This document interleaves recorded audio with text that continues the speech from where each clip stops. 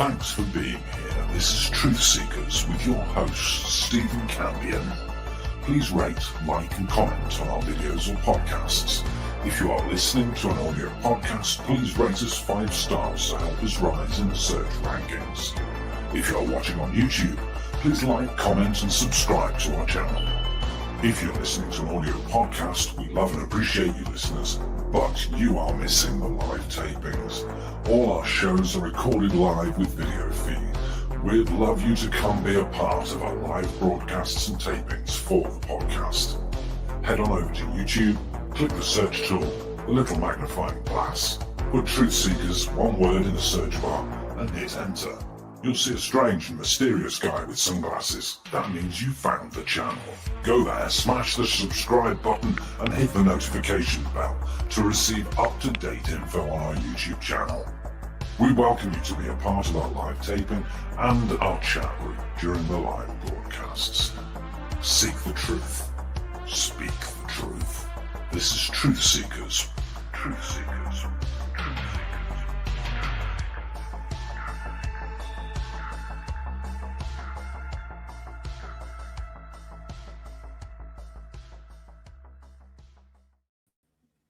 Greetings and salutations, friends, and welcome back.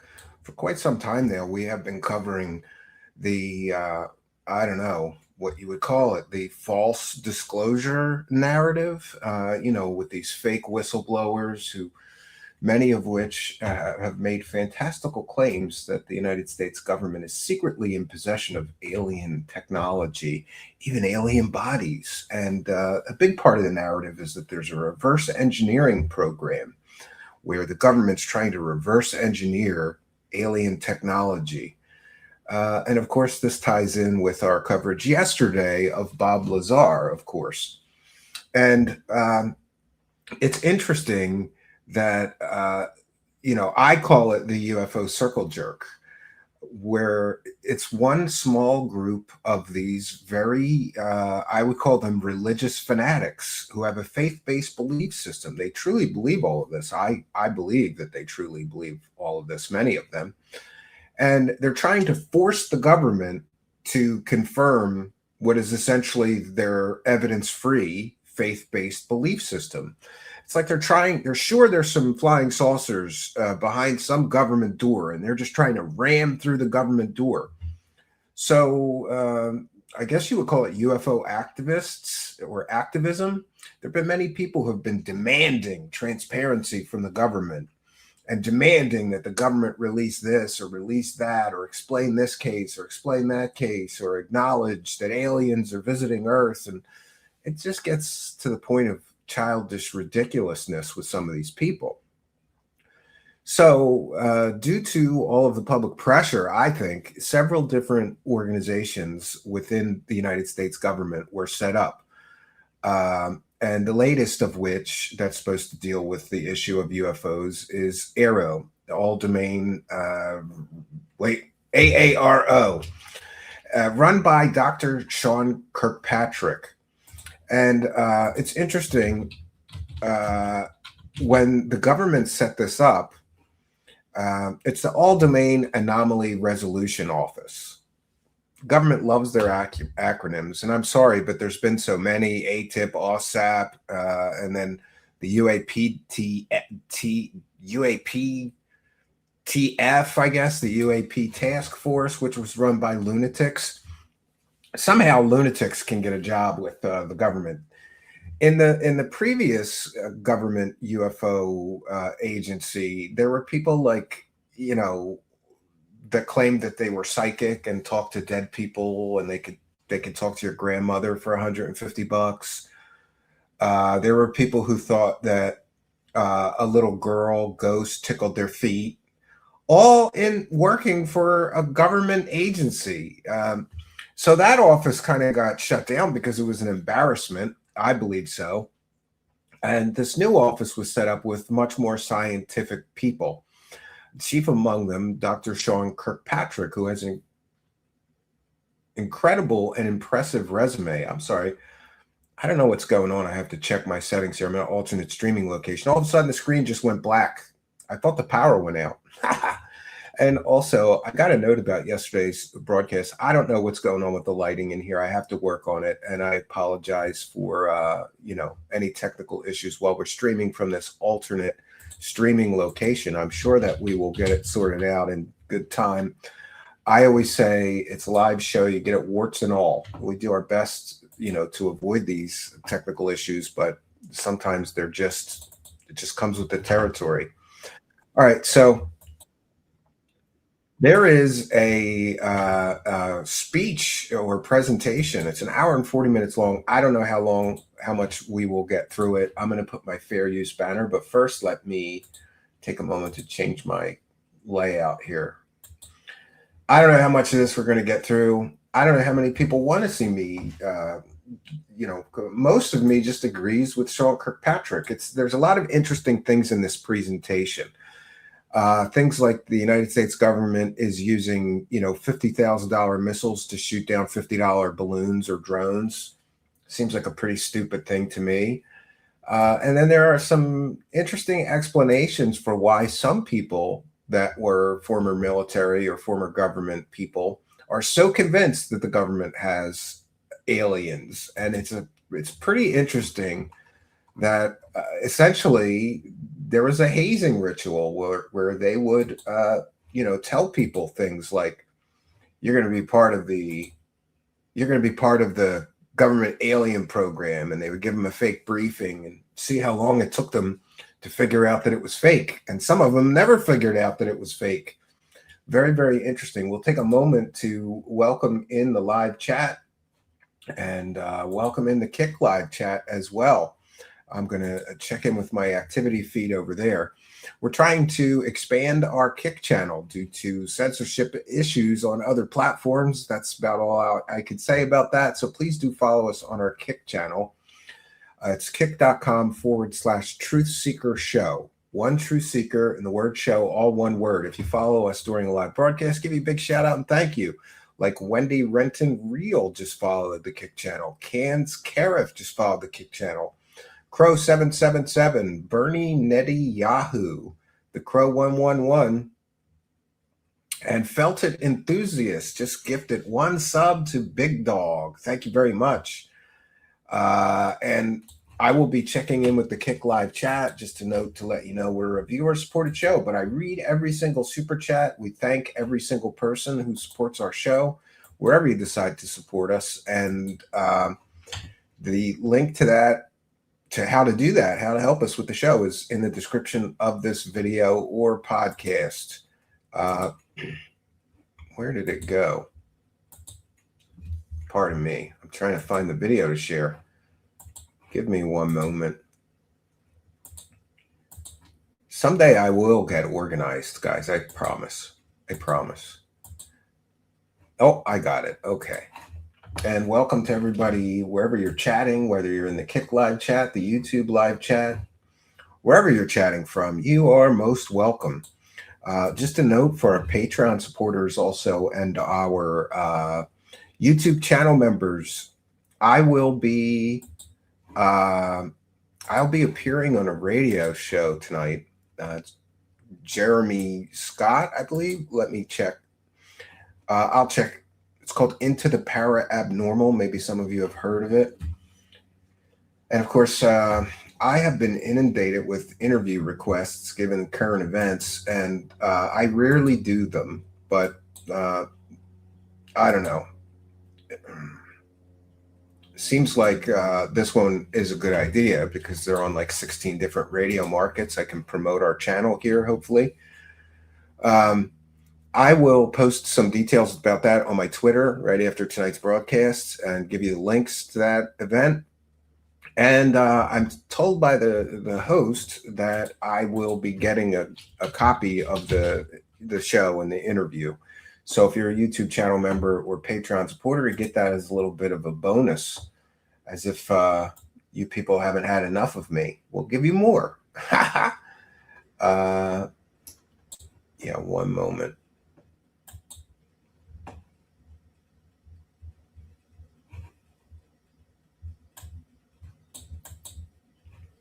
Yes, it is Jeremy Scott. It's Into the Para Abnormal. and it's on Monday through Friday, 7 to 9 p.m. Pacific time, 10 p.m. to midnight Eastern time. So we got a little bit of a time crunch here today. Take a moment to recognize some kind and generous friends before we begin. Tales of the Sonic Voyage with one for the goal. Let's get this ball rolling here, brokies. We support our truth seeker here. Praise the cash. Yes, thank you very much for your kindness, generosity, and continued support, long-term support. Thank you so much, Tales of Sonic Voyage. Everybody should go check out his YouTube channel. He's got some great music on there. But let's get into this presentation. And again, I'm sure we'll get halfway through it. I don't think we're going to get through the whole hour and 40 minutes. Again, I have to cut out at a certain time to just take a breather and get ready for this radio spot tonight.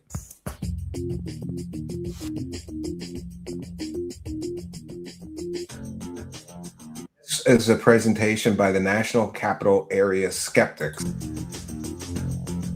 It's good to see some skeptical people getting together. Dispelling the bullshit. Welcome to today's program of the National Capital Area Skeptics on April 9, 2026 in Arlington, Virginia. I'm Scott Snell, the current president. Unlike many of our programs, we're not live streaming to YouTube today, but instead it's being recorded for our YouTube site later. Founded 39 years ago, the National Capital Area Skeptics, also known as NCAS, is a nonprofit educational and scientific membership organization that promotes critical thinking and scientific understanding. Yeah, I think there's got to be more organizations supporting critical thinking, especially from what I see on UFO Twitter. Golly, there's some nutters, man. You may wonder how a skeptics organization differs from other pro-science organizations. Many of our topics are generally very intriguing to the public and often sensationalized by news media and publishers. Extrasensory perception, ghost hunting, health claims, and so forth. Or today's topic of unidentified flying objects, also known as unidentified anomalous phenomena. Of particular concern to us is that news media and publishers will sometimes, unfortunately, omit information that would otherwise lead their readers or viewers to a different undesired conclusion. Yes, and we've talked about this many times. The propaganda pushers and the promoters of this bullshit, they only give you half of the story. They leave out the skeptical side every time, because if they give you the skeptical side, the story falls apart. Our group focuses on evidence-based claims. We also place an emphasis on learning how we can be fooled. We can be fooled by others and or fool ourselves. What techniques can each of us develop to minimize this? And as skeptics, we're open-minded, asking tough questions and following the evidence wherever it may lead us. We provide a forum for ideas, information, and perspectives that have been marginalized by publishers and the news media. We appreciate your support. If you so choose, please visit ncas.org to learn more about us. Most of all, we appreciate your participation in this exchange of information and ideas. It's my pleasure to introduce our speaker today. Dr. Sean Kirkpatrick is a laser and materials physicist who served as the first director of the Department of Defense's All-Domain Anomaly Resolution Office. He's also an adjunct assistant professor of physics at the University of Georgia, speaking to us today on All-Domain Anomaly Resolution Office, a duality in mission regarding unidentified anomalous phenomena. Yeah, and I just wanted to mention that it's funny that the UFO nutters were doing cartwheels when Arrow was set up because they thought Arrow was going to confirm their delusions, but that that organization was packed with skeptical, scientifically minded people that basically debunked all the garbage and told them, yeah, there's no proof of alien visitation on Earth. Then all of a sudden the conspiracy theories started. Oh no, they're part of the cover up. Sean Kirkpatrick. Well, thank you, everybody. It's a pleasure to be here. And some familiar faces. You'll have to forgive me. Spring is attacking me as much as I love it. So I am going to give you kind of a rundown of what Arrow is, what we did, but more importantly, we'll talk a little bit about some of the key findings and how we address them. Yeah, I didn't dig find her in, very goes credible. I go think she on. was a true believer and Um, convinced. First, just a little side note, like what was Arrow? Why did we have it? Well, why is it here? Arrow was an effort that was directed by Congress. It was set in statute to investigate unidentified anomalous phenomena. Now, some of you are curious, I'm sure, as to why we changed the name to that. And I it's think the interesting, CIA changed a it from little UFO to story about UAP. legislation. So the original legislation was unidentified aerial phenomena, right? And they used that because they wanted to get away from UFO uh, culture. And this really was Here, supposed I'll to be a address broad this. look at all. How can you say for sure if they're not, if you don't have access to government stuff? Well, this guy got access to every government thing. He had carte blanche. He could look at any secret program, he could look at any secret project, and he found no evidence of it. He is a dignified scientist his entire life, very serious to me, and I don't find a reason to not believe him. Now, the UFO nutters will sure find a reason. They hate him because he came out and said there's no aliens visiting Earth, and that destroys their delusional fantasy world. It's important to note that after over 80 years of claims of UFOs being alien spaceships, there's not one piece of verifiable evidence that any other species has visited us here on Earth. Now, do I believe there's other species in the universe? I'd sure like to. It'd be an awful waste of space if there wasn't. But there's just no scientific evidence that they visited us. And I think that's a fair assessment. Possible explanations, most notably foreign adversary capabilities and technologies, and if they were being employed. Unfortunately, some of the rather overzealous staffers on the Hill decided in the first year of the establishment of Arrow that they wanted to expand the domain so that it was more than aerial. It was supposed to be undersea, air, and space. Well, yeah, But everybody they didn't knows want to the change aliens the are name. coming from the ocean. And so in the first draft of that legislation in 20, if there was real evidence, they would have to they admit actually it. They would put have in to the admit it if there was legislation real in the evidence. It definition section of just the isn't. The evidence just isn't section there, for in my Arrow, opinion.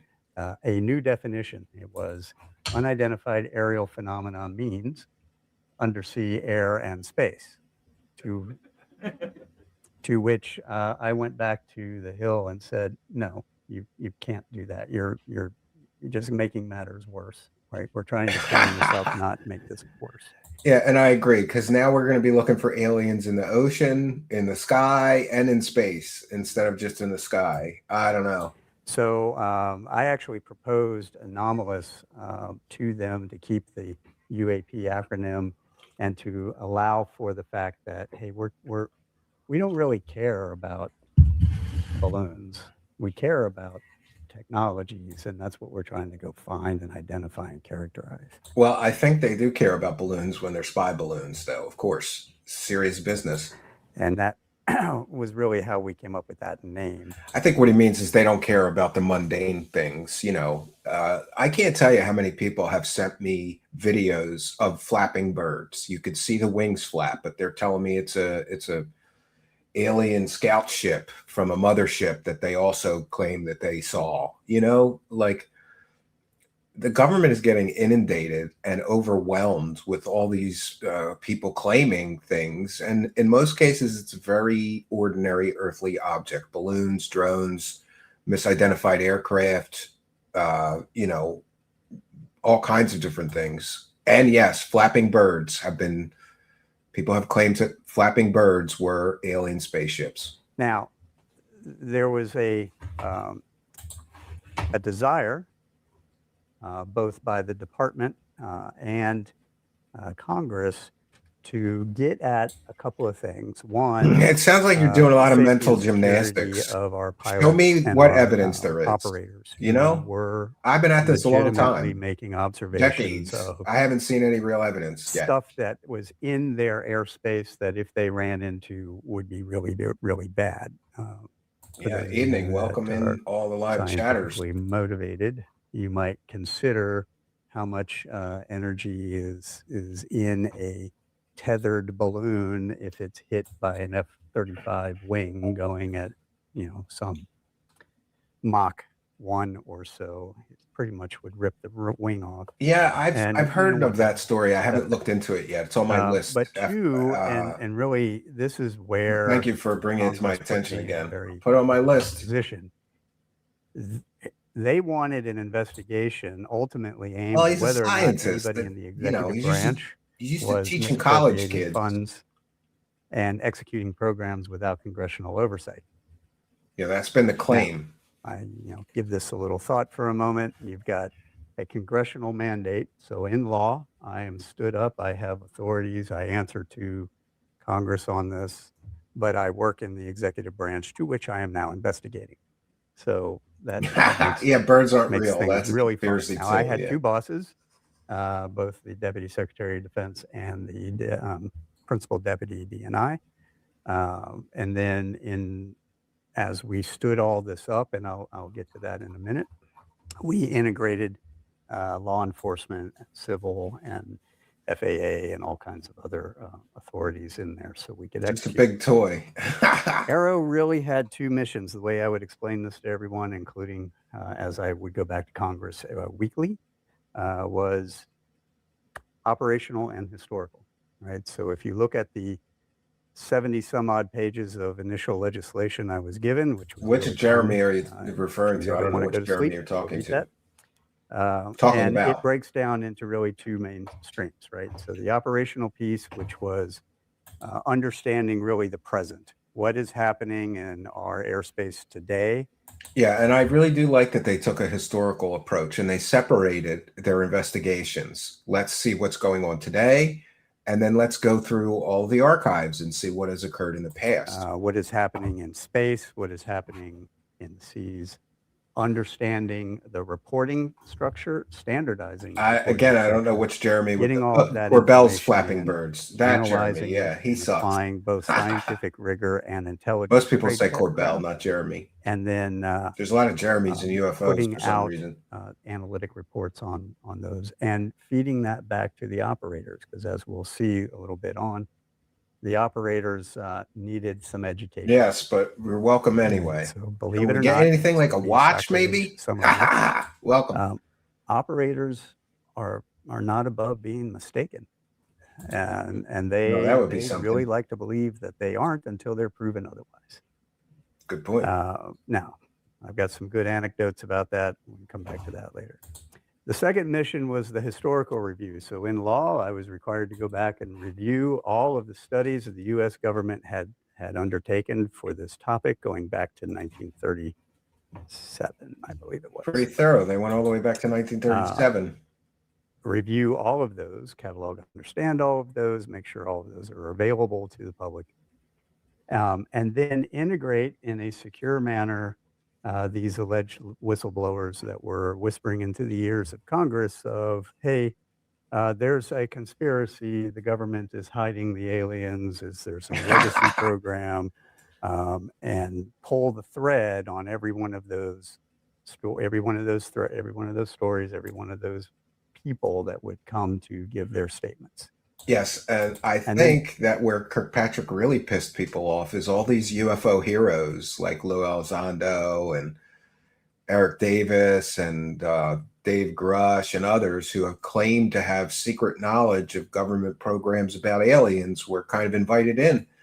And Kirkpatrick and his organization were pretty much cleared to hear any classified information. They always play that game pretending that they have some kind of secret knowledge, but it's classified, so they can't spill the beans. Well, they could have spilled the beans to this guy, and they no-showed. A bunch of them didn't even show. Grush didn't even show up to the meeting that was scheduled. Tried to cross-reference not only what they're saying to the historical review, but also investigate what is it that they're actually seeing. Yeah, I'm aware. Alleging. Nobody can ever do that in conspiracy land. It always has to turn into a conspiracy. All right.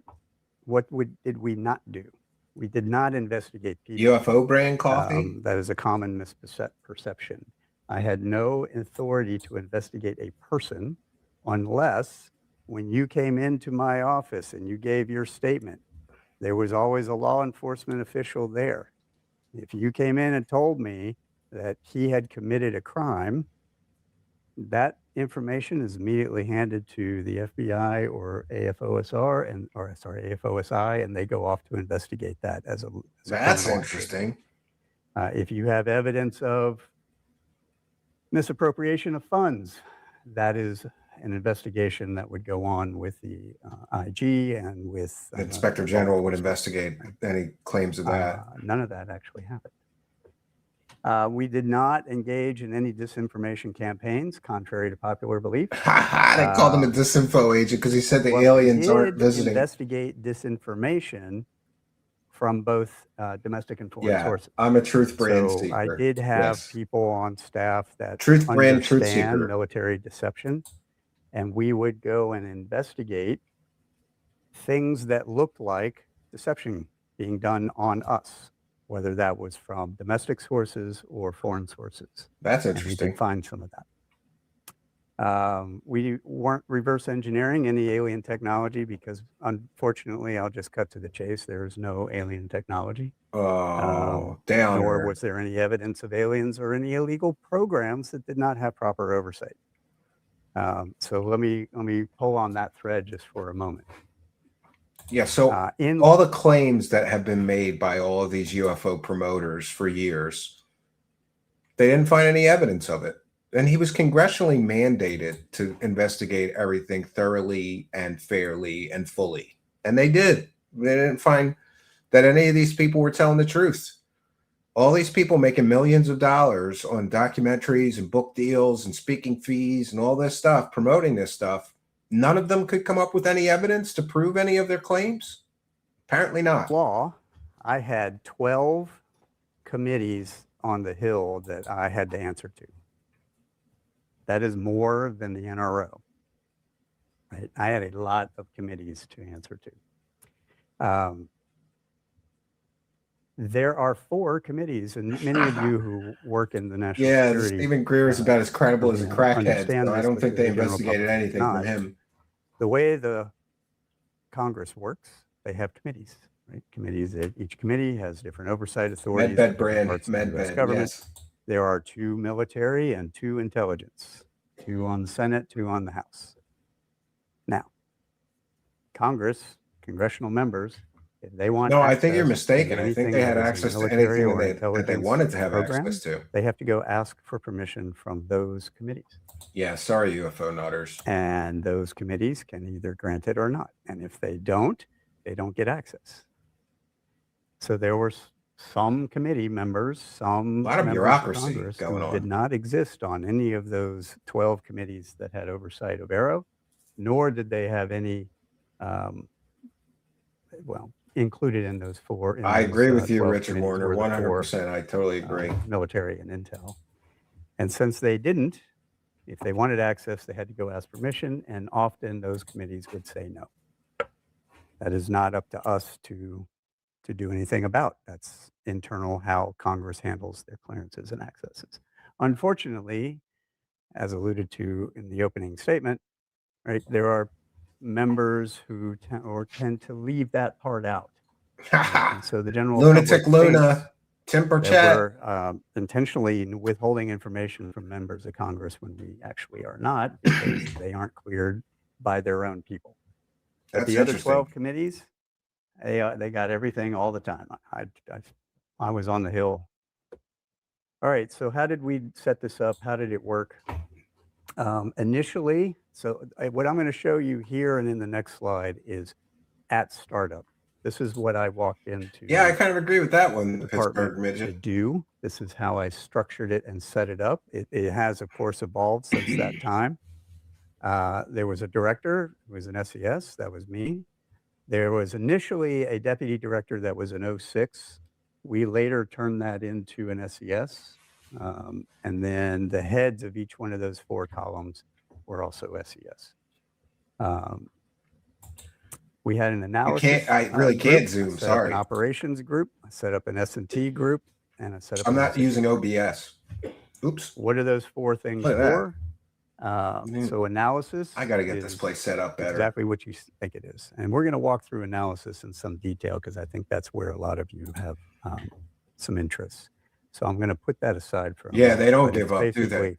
Standardizing the data, the reporting, integrating it, make sure we're databasing and cataloging it, and then setting up a rigorous analytic structure to go after each and every one. And we'll talk through that in a minute. The operations piece, again, everything that you see here is in law.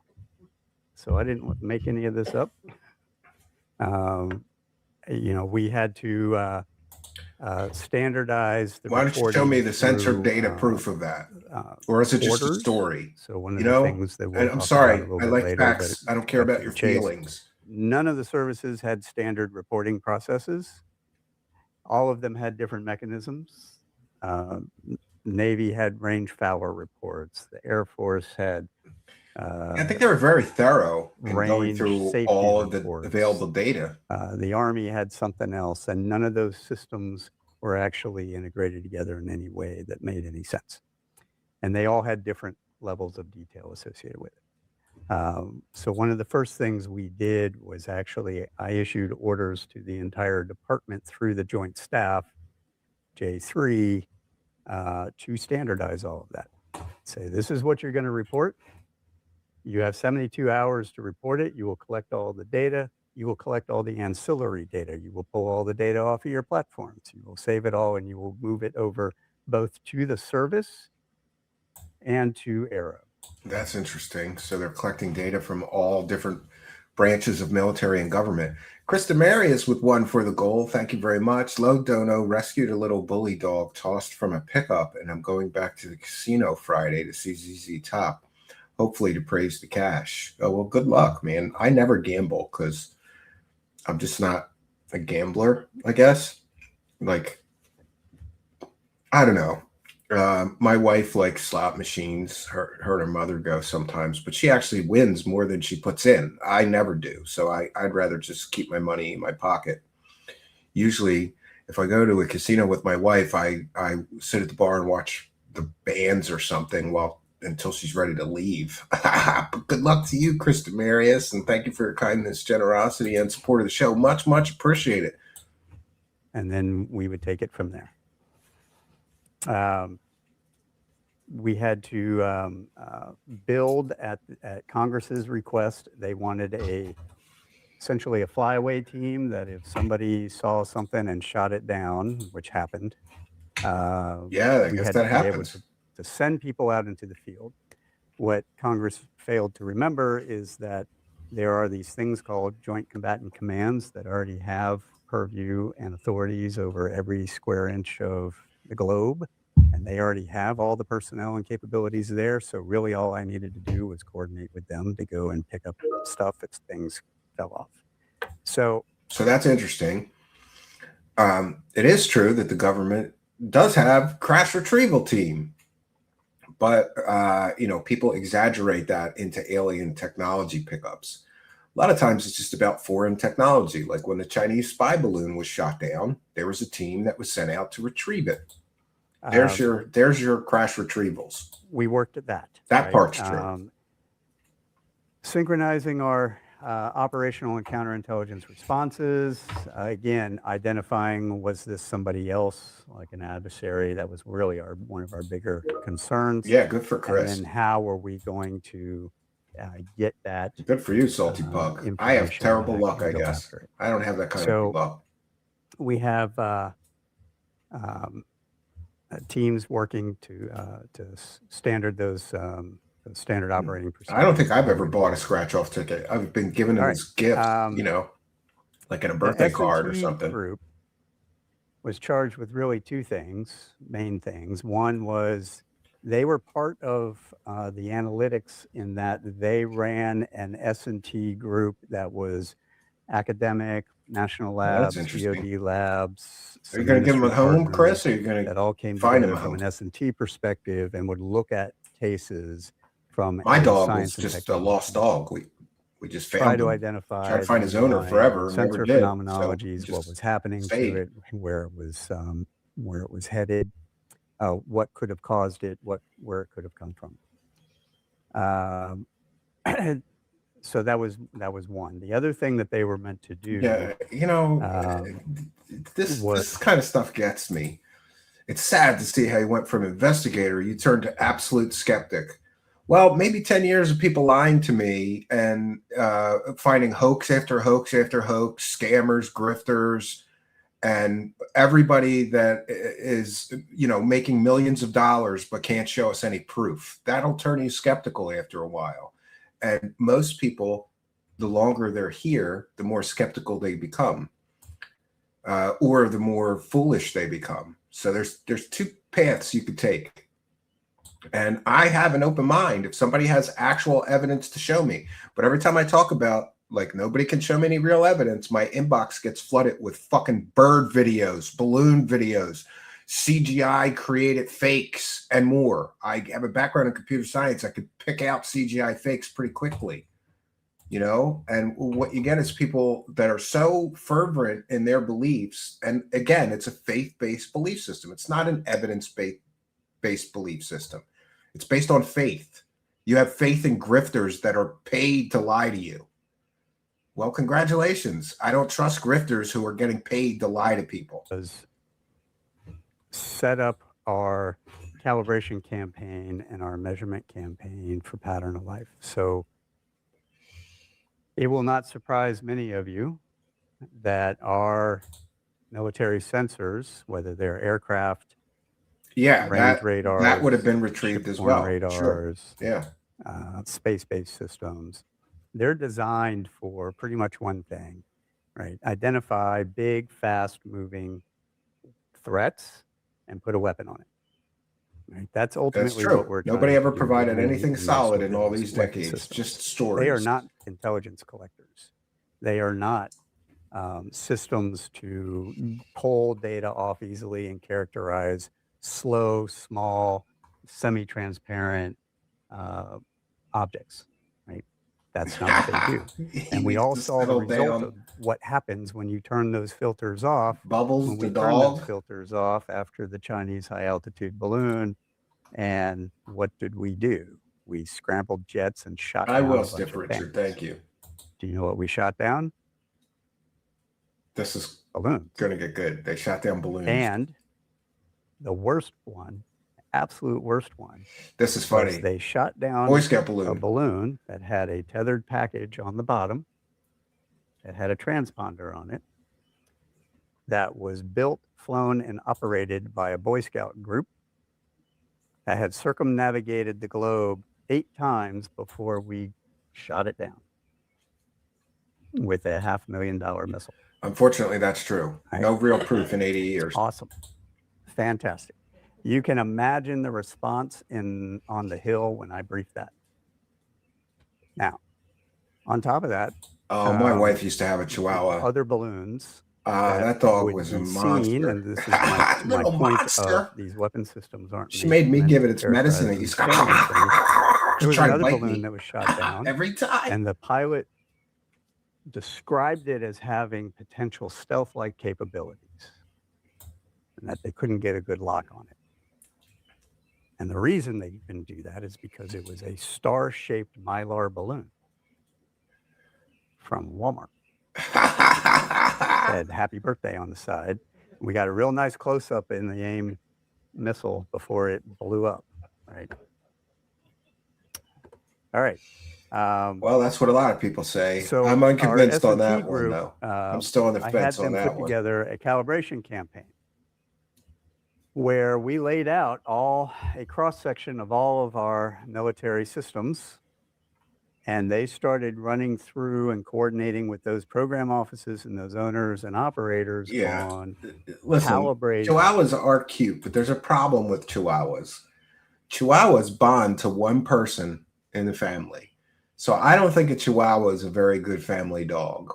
But what do I know? My wife has had 2 of them since I've known her. Now she has a little York. We have a little Yorkie.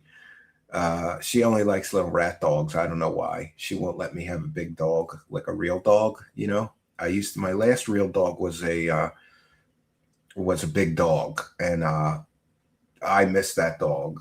It was a Rottweiler, and it felt safer with my wife at home alone with that dog, because he would eat anybody that tried to mess with her. He was very protective of her. But these Chihuahuas, I don't know, man, they only bond to one person in the house, and it's going to be my wife. So they're all up in her shit. And even sometimes I would try to pet her little Chihuahua, and it would snap at me. Like, get away from me. I don't want you to pet me. And it would snap at me. It was kind of funny living with this dog. What does a medium altitude weather But then it was interesting. She got a second Chihuahua that bonded to me, not her, you know? balloon look like in an F-35 sensor suite going at half a Mach? And Chihuahuas bark like crazy to anybody that comes in your house. They won't shut up. What does it look like in the infrared? Little yappers. What does it look like in the UV, or not the UV, the IR or the EO? What does it look like on radar? And you'd be surprised all the kinds of phenomenologies you get back from that. And we'll touch on sensor phenomenologies in a bit. So that took up a large part of their time. The other piece of that was I had my I had my boss's thumb on my head to put sensors out in the field full time. Well, that would be a nightmare. Why is that important? So we have all of these sensitive ranges that we do testing on. And that is where a lot of these reports come from, which spikes concern that somebody is flying stuff into our protected airspace. Spy planes, spy UAVs, spy drones, yes. When we do a test in a range, we turn the sensors on. All the range sensors, all the ground sensors. Right? Makes sense. When we're done with the test, the sensors get turned off because it costs money for putting the contractors out there to man the sensors data. Yeah. Longer than that. So we generally don't. So one of the things we needed to do was to build a permanent sensor suite that could operate remotely 24/7 to go and just monitor and get our pattern of life. Because a lot of these range commanders did not know what was flying through their airspace when they weren't doing a test. Well, that's pretty interesting that there is things flying through these test sites that are apparently unauthorized flights of some kind. And a lot of these places are downwind from major metropolitan areas. And you would be surprised how much trash is in our air. And a lot of that shows up on radars. Okay, so that's what the S&T group did. The messaging group had a much harder job, right? So they were, one, ensuring that we were integrating all of our data and messaging to Congress. It's interesting that this effort was a lot bigger than I thought it was like 3 guys in an office somewhere. Apparently there was a lot of manpower put into this effort, Aero. They were ensuring that we were messaging across the interagency. They were ensuring that we were messaging to the public and that we were building out the interfaces for both the web portal, the talking points, the media engagements, all of that came through that. I didn't think they did a very good job with messaging. So they had a much harder job. All right. I'm not going to stick to this very long, other than I just wanted to show you, again, I took 70 some odd pages of legislation and turned it into this report card. Yeah, this is not. This became the living report. I don't think this is a job that anybody would really want. And the PDD and I on every month. Here's the progress we're making. It's pretty Here's what we're doing complicated. next month. Here's where we're going the next month, right? And then I would brief this to Congress. Right? So everybody was informed all times. This is everything that we're doing and where we're going. And if you had any questions or direction or other changes you would like to make, let me know now. And that's how we did it. And that's all it was.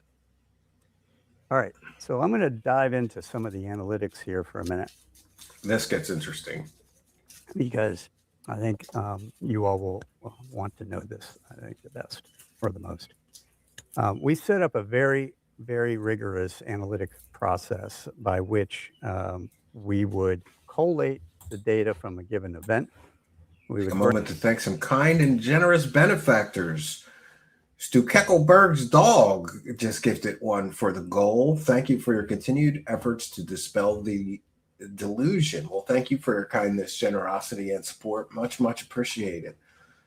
Thank you for your kindness, generosity, and support. Stukelberg's dog. And we've got Elaine Walls has just gifted 5 Truth Seekers membership. That means that 1, 2, 3, 4, 5 of you have won a free Truth Seekers channel membership tonight. Thanks to the kindness, generosity, and support of Elaine Walls, who is also a member and a big, big show supporter. So thank you, Elaine Walls, for expanding our Truth Seekers community here. And I always say this when somebody gifts these memberships, you could win one. You get a free channel membership, but in order to be eligible, you must be a subscriber. So be sure that you've right now smashed that subscribe button. Huge boost to our channel, huge boost, and a big help to us. And you could win a free Truth Seekers channel membership, get the extra goodies, get a channel member badge, and let everybody know you're a big supporter. Thank you, Elaine Walls, for your kindness. And we've got Dave7244 with one for the goal. The goalposts are constantly moved when talking to any conspiracy theory. It is the same with the moon landing never happened, guys. There's two people that I won't even talk to in conspiracy land. 2 kinds of people, I should say. Flat earthers and moon landing guys. Moon landing never happened guys. I won't even engage with them. You know, I think some people just have a delusional belief system. But thank you, Dave, both for being a member and for throwing one in for the goal. Thank you for your kindness, generosity, and support. Big support tonight. It's the end of the month. bring that And so we appreciate any support at the end of the month. The beginning of the month is usually the best time for support. in, right, as a package. It would get packaged as a case. You get logged into a database.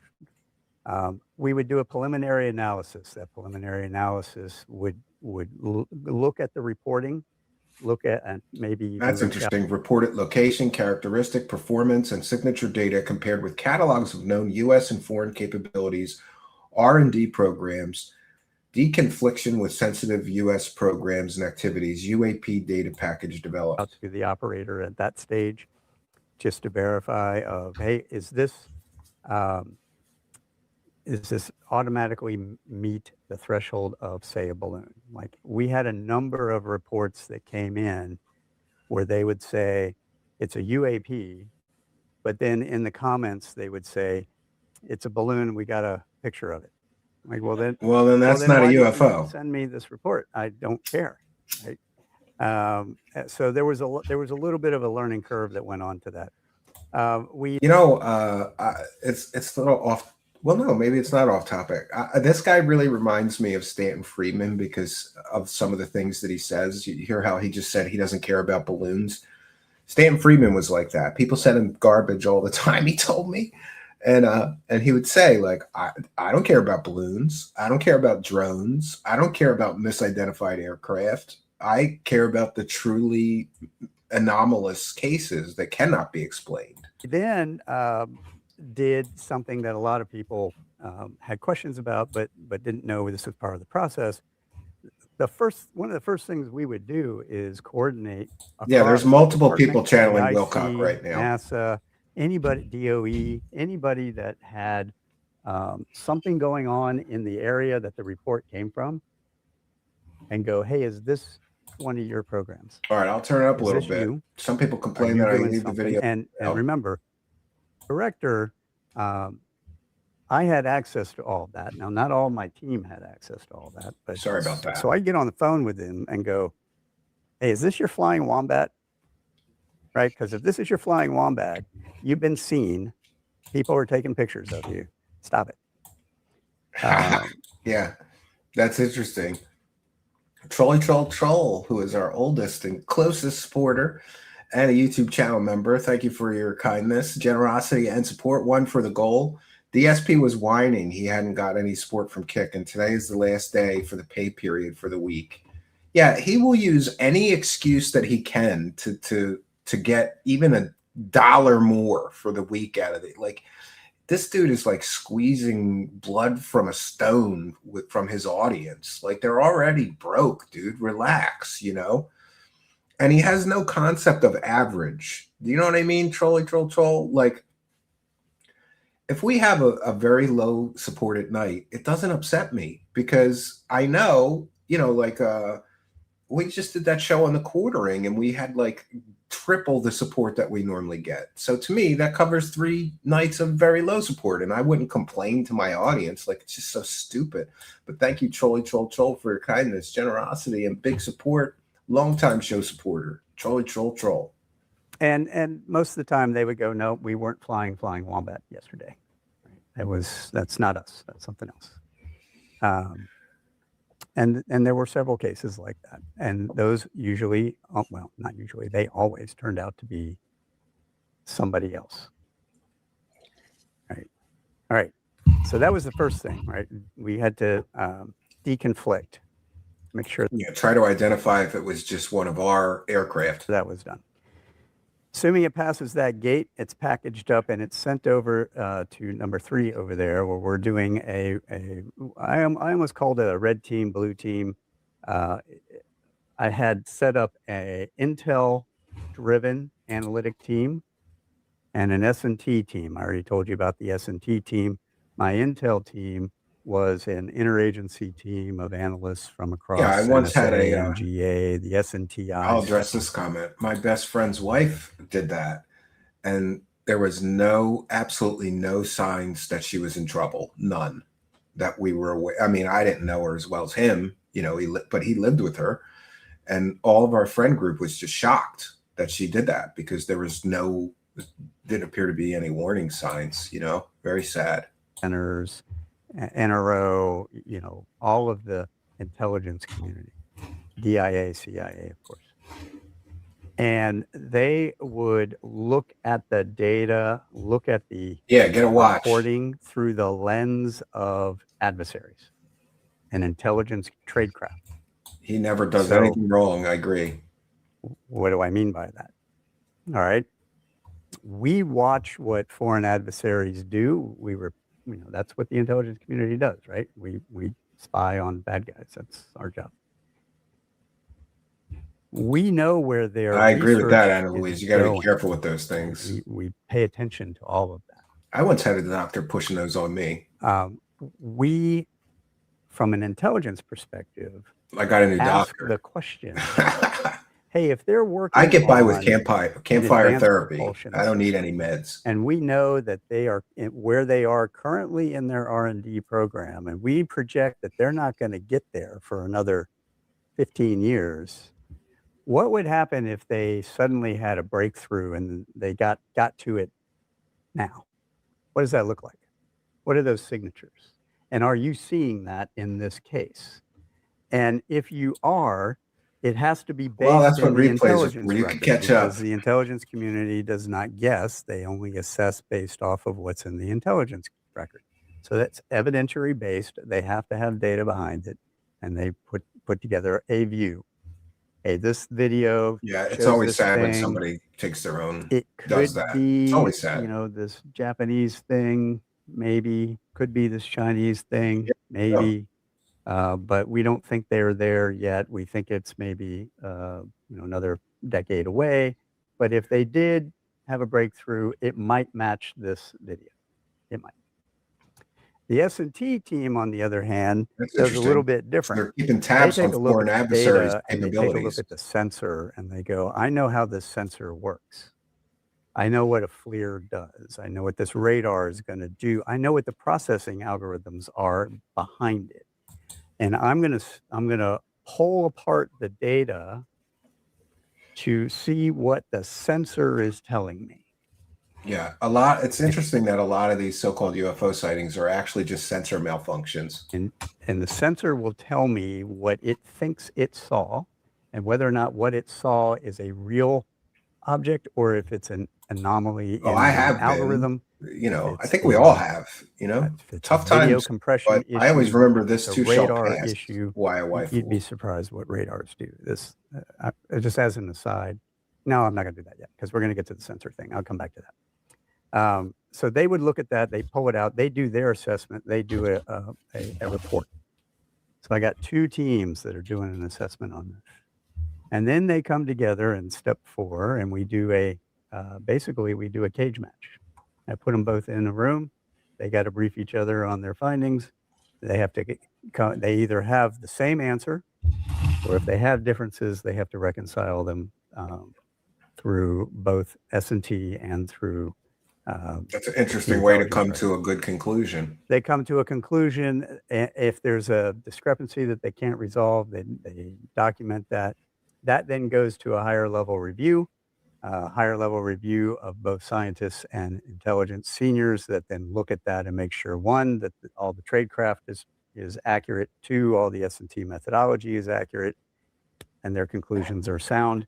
They write all that up. They bring that back to me as the director. I would review it. I don't know. Send them back I to always do some say, more homework.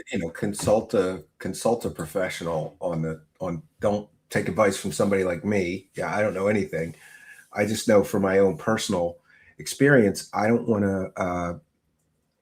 like medications of any kind. In fact, right now I'm on a blood thinner and some other stuff due to my brain aneurysm, and I don't like taking it. I don't like taking any, especially chemical, pharmaceutical, but that's just my own personal feeling.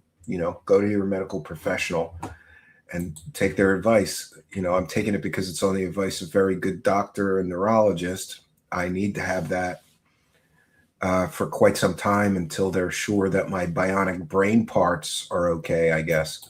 Sometimes they'd be fine, and we'd sign it off. And then it enters into the declassification process. I'm going to spend a moment on yeah, I think my wife would disagree with that, but yeah. A problem people can't get their head around. Why is a video of a balloon classified?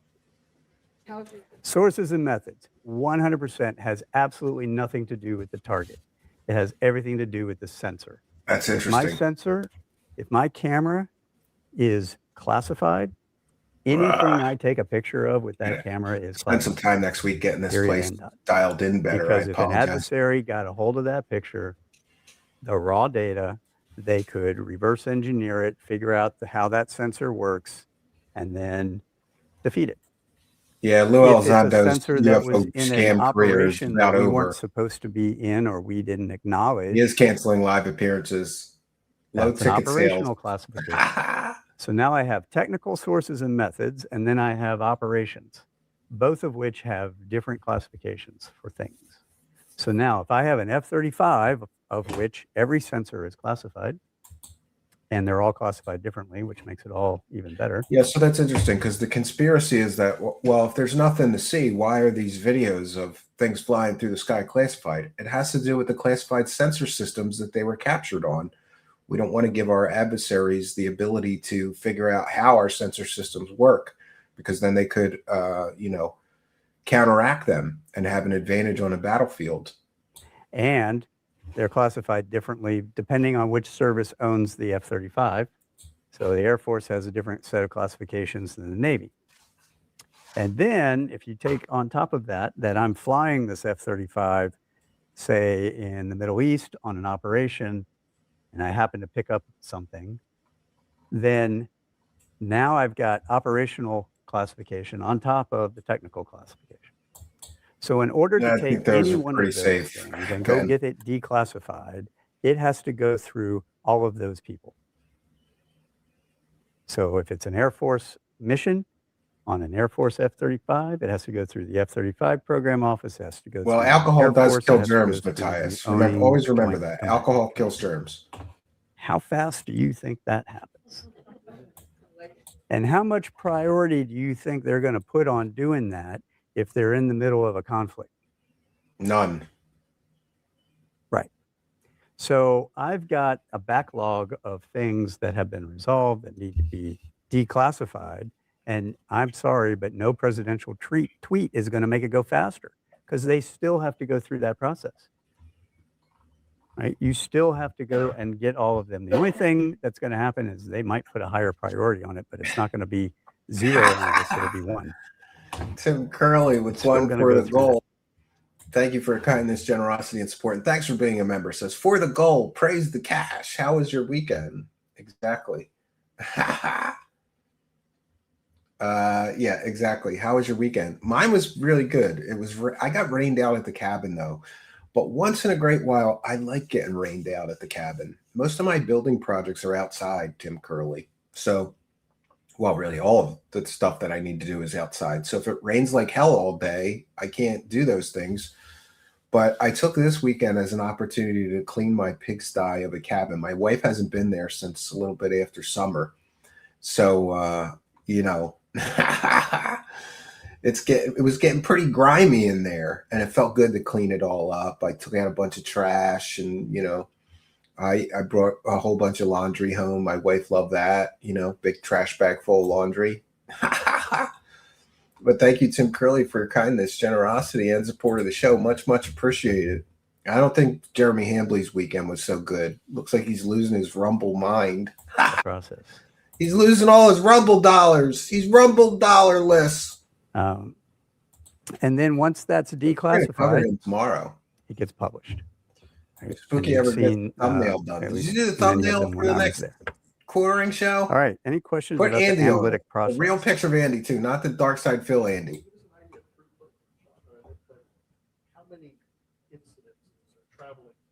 So by the time I retired, I want to say we had about 1,800 cases. 1,800 UFO cases. Wow. Every UFO nerd's dream to have that many to look That's through. total. That's total. And then we would identify a bunch of their balloons, and we could get those. Yeah, I'm out. working on my diet. You know We what I'm would having really for kind of dinner focus today? down A on the phase salad. one that we A had data big for, garden because salad. Not very of those excited about today's 1,800, dinner that for me, was but 25 years worth of reporting, right? And some of those early Yeah, reports get were murdered just by my a wife. scribbled sticky note from some pilot that said, "Hey, I saw something." You know what? Okay, every great. year, Right. every year, Patty, I clean that cabin. I deep clean the cabin. I sweep. I mop. We have like couch covers, so I wash those and put them back. I Febreze all the furniture. I wipe everything down. I clean out the kitchen cabinets every year, and then sort of restock them. And then my wife comes and cleans everything again. And I get so frustrated because I spent so long trying to make sure that it's pretty clean, and then she just comes and cleans it again because she doesn't trust my cleaning abilities, I guess. And so I think, I think we would review. I want to say it was of order 30-ish a month in detail. 30 cases a month. That had enough data that you could either quickly put them to bed or run them through a much. Now, ones that we had a lot of data for that you could really dig into, that could take anywhere from 30 Could be days Richard to Warner. 6 months. I had one case we worked on for 9 months. One case, 9 months to resolve. Wow. Yeah. Yep. We tried to. And then I guess this is an important data point for some of you, and I'll come back to you. Remember my original mission: safety and security, and then national security. If it's David Wilcock, yes. If I found a bunch of data that supported a large number of balloons flying through, I don't have a big sweet tooth either. The only thing I really do like that's sweet is the base chocolate. commander was that and cherry Kool-Aid. aware of. Yeah. We would package all of those, Not and a- I would give it to cookies the range too much. safety folks to say, you have a problem. You need to figure out how you're going to clear your range before you start flying around. If I found something that was definitively for an adversary, that goes to the intelligence community because that's their job, right? Hey, you got a problem. Somebody's flying a drone in the backyard. That's interesting. Go get it. Right. Go get it. There's another We retrieval weren't there. replicating anything that already existed. It was more of a filter and analyze and then hand off. Kind of defeats the purpose, Lane Walls, but I'm with you. I was just going to say, Has anybody with ever been respect to the excited sources about a and big methods, I would salad? suspect that one of the reasons why a lot of the raw radar data is absent in a lot of these reports is because of that very, it exhibits more than probably anything that you can do for our capability. Yeah.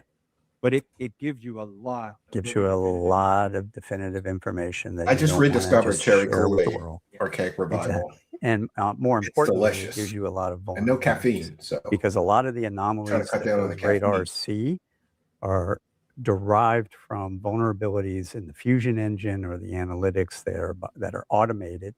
So, we're all trying to push AI and machine learning, and we're going to Yeah, do all I this only have machine to soda once machine in a great sensor while. stuff.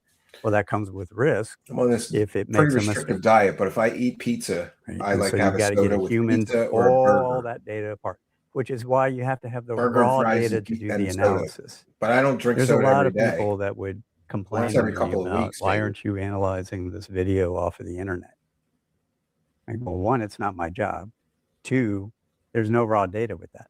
Yeah, it's just And video compression is just as bad as radar artifacts when it comes to anomalies that a lot of show up in critics those were sending him detections shit from the that internet people, that was AI normal generated or everyday fake people as don't shit. understand. And You you don't have have to really time for go that. on that. I would suspect there's a certain amount of metadata that comes with that. You could thaw. Yep. Yeah, that's me too, Trilling. So I don't like you mentioned carbonation. sensor suites. Can you go a little bit further? I mean, is that like a package that Aero put together? It would send out to ranges for them to use? Yeah, I designed a portable sensor suite, had some folks building it. It was a combination of radar, EO, and IR. Now, we ran into a problem in deployment and had to get the deputy involved, and it's a security issue. People who aren't 100% tracking sugar. this Oh, as a problem no. tend to get sensitive when you want to put a camera in their security areas, as you might imagine. So, that takes some finesse to work through. But yeah, there's a suite of those built. Well, like, can you say how many and like Nope. where they were deployed? Nope. Is that up? Yep. It's classified.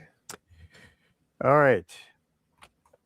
So I'm going to quickly just kind of re-go through a lot of these key findings. I want to get to the really end part where we talk about some of the more meatier stuff we can discuss.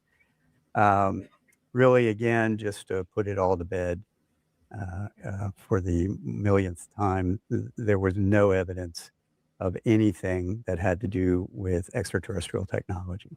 There were a lot of allegations. My personal favorite was the piece of metal that was given to the Army that we took control of and went and did isotope measurements on. And That's the arts for part. those of you who are scientifically minded, isotope fingerprinting is pretty definitive, and it was definitely terrestrial made. Normal earthly metal. No. Why didn't the people making all those claims? People made claims about that piece of metal, the arts parts bit, for decades, claiming that it was alien technology, it was alien, it was from an alien spacecraft, and it's very simple. You put a piece of it in a mass spectrometer that can look at the isotopic ratios, and you can instantly tell if that metal originated from our solar system or some other solar system. It's a very common test. Any materials laboratory, any real science-based college would have one of those machines. Many laboratories. It's a very common machine. They could have determined that metal came from normal earthly origins in a few minutes. They never did. They just promoted it as alien material. They never did the science on it. They just sensationalized it and pretended it was a piece of an alien spaceship. As best I recall, that piece actually turned out to be a piece of a missile casing from the 1950s. We didn't find any evidence for private companies doing any sort of reverse engineering of anything. And just to put that one to bed, I did meet with the CTOs of every major defense contractor prime. Not really. They gave us. I mean, he's a very troubled man. Cooperation, which is why one of them helped. the week before it happened, I said, I don't want to cover him anymore. On air, I said, I don't want to cover him anymore because it's getting sad and I don't see this ending well. I don't find anything sus so far. I mean, we'll wait until the officials release more information. Urban Terror was a big one for the goal. Urban Terra is a YouTube channel member and a big show supporter here. And thank you for your kindness, generosity, and big support of the show, Urban Terra. One for the goal. No one calling me a brokey.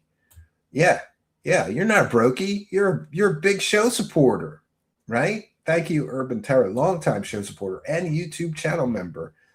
We are rocketing towards the goal tonight. Drag out of the closet some, no pun intended, some.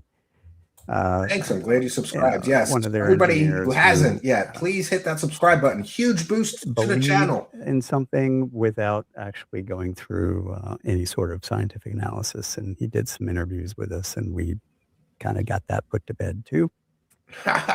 This last point is really one of the bigger takeaways from the investigation. Every named program, I had a bunch of people come in and name classified programs. This program is where the aliens are. This program is where the aliens are. No, that program is where the aliens are. Every one of them was either a misidentified, authentic, highly sensitive aerospace program that they shouldn't or didn't have access to, but somehow they heard something, saw something somewhere. Yeah, Caesar salad's my favorite, especially with none of those really were good dressing related to extraterrestrial technologies. Or they resolved to the disestablished programs that we did identify and put out in the public domain. One of those. So a lot of people claiming to know exactly where the aliens are, exactly what program is working on the back engineering, they're just mistaken because they don't have full access to the program, but they hear something, saw something about that program, and they were mistaken. It's misidentifications. And thank you, David Wilcoxon Ali, with one for the goal. That's right. Thank you for your kindness, generosity, and support of the show. Much, much appreciated. I don't know who Ali is, but is that your dog? I think so. Remember, I'm half blind, so hopefully you're not. Yeah, it looks like your dog is Ali.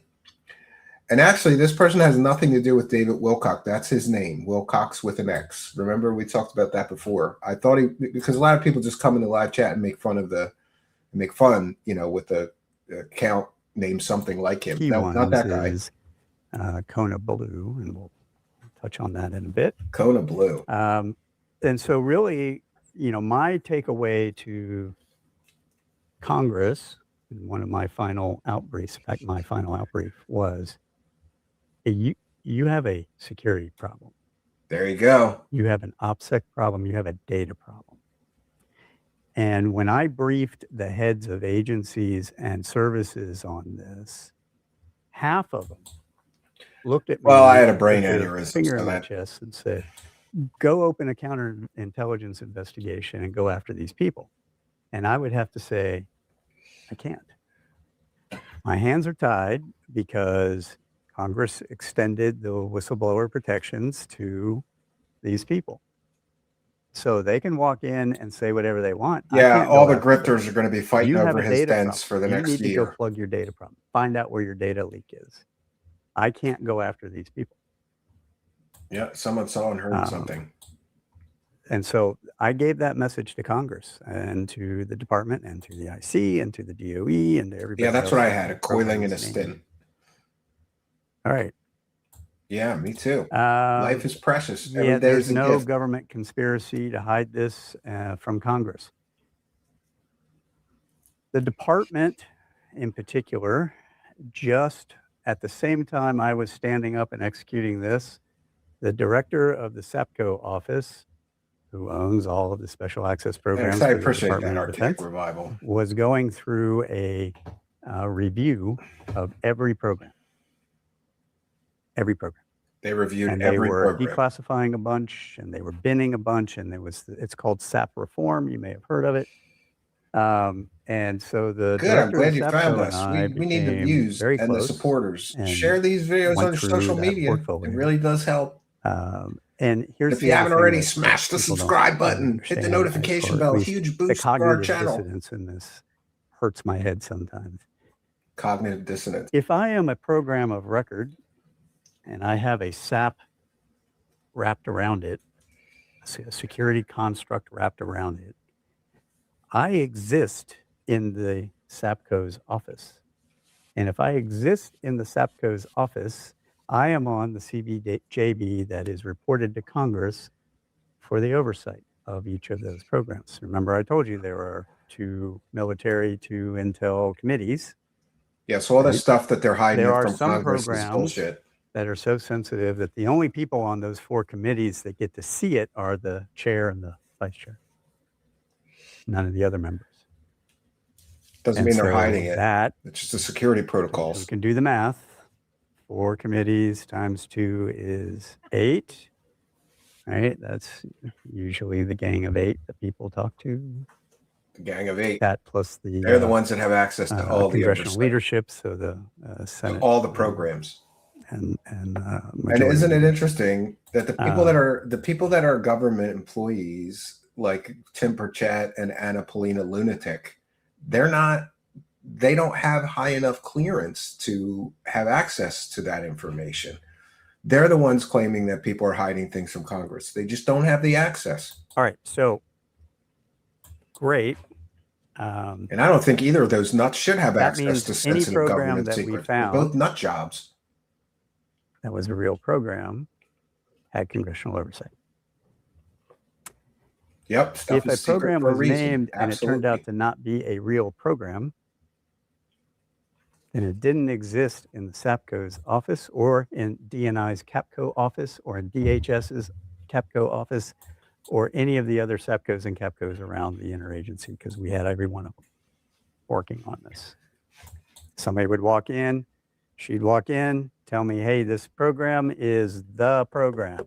It's Just good like for when East we were Indiana, doing the but he's a operational nutter. piece where I Dag have to nabbit, call up and Arlene. click all the blue programs. He says dag I'd call up nabbit every all the SAPCO time. He's like or a the walking directors cartoon. of SAPCO and CAPCO. We call up all the SAPCOs and CAPCOs, and they would go through their holdings. And is this a program? Is this a program of history? He is an this a asshole, historical program? Matthias. That's how we found Kona Blue, by the way. It was in the archives, buried at the bottom of DHS. All right, so none of those. And so if it's not a real program, then it doesn't have a real SAP security wrapper around it, which means it's not a real SAP program. Can't. Right.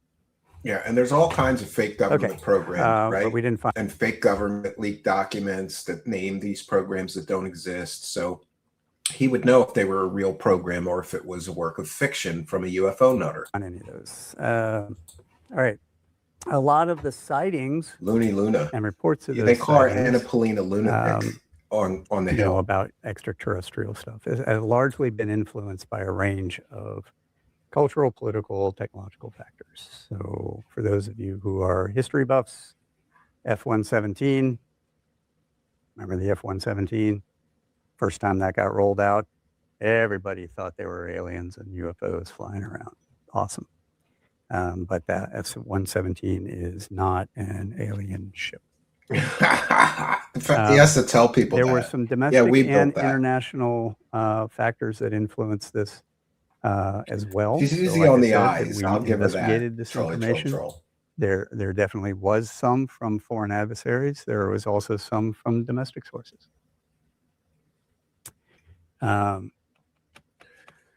Exactly. And that last one, which is really interesting, Yep. again, He's a moron, Toxic Angel. He's a total moron. new showing fake technological shit. advances You're supposed to be an sometimes expert. appear magic to people who are not scientifically Can't tell a minded. UFO from a chandelier. And that tends to cause a lot more Nice to know, Tim Curley. I'll let her know.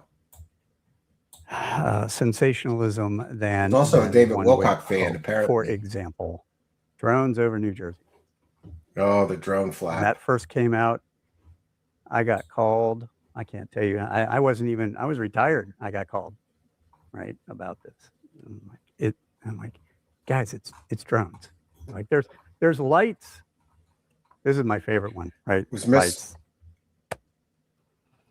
It was Play along. misidentified aircraft too. A lot of police helicopters How many and things like spacecraft that. has the United States, just the United States, launched to other planets? That's a good question. I'd say Over 4 or 50. 5. Over 50? Over 50. Wow. Probes, satellites, right? Everything. They're spacecraft, right? We're not putting humans in them, but they are spacecraft. Right? How many of them have blinking lights on them?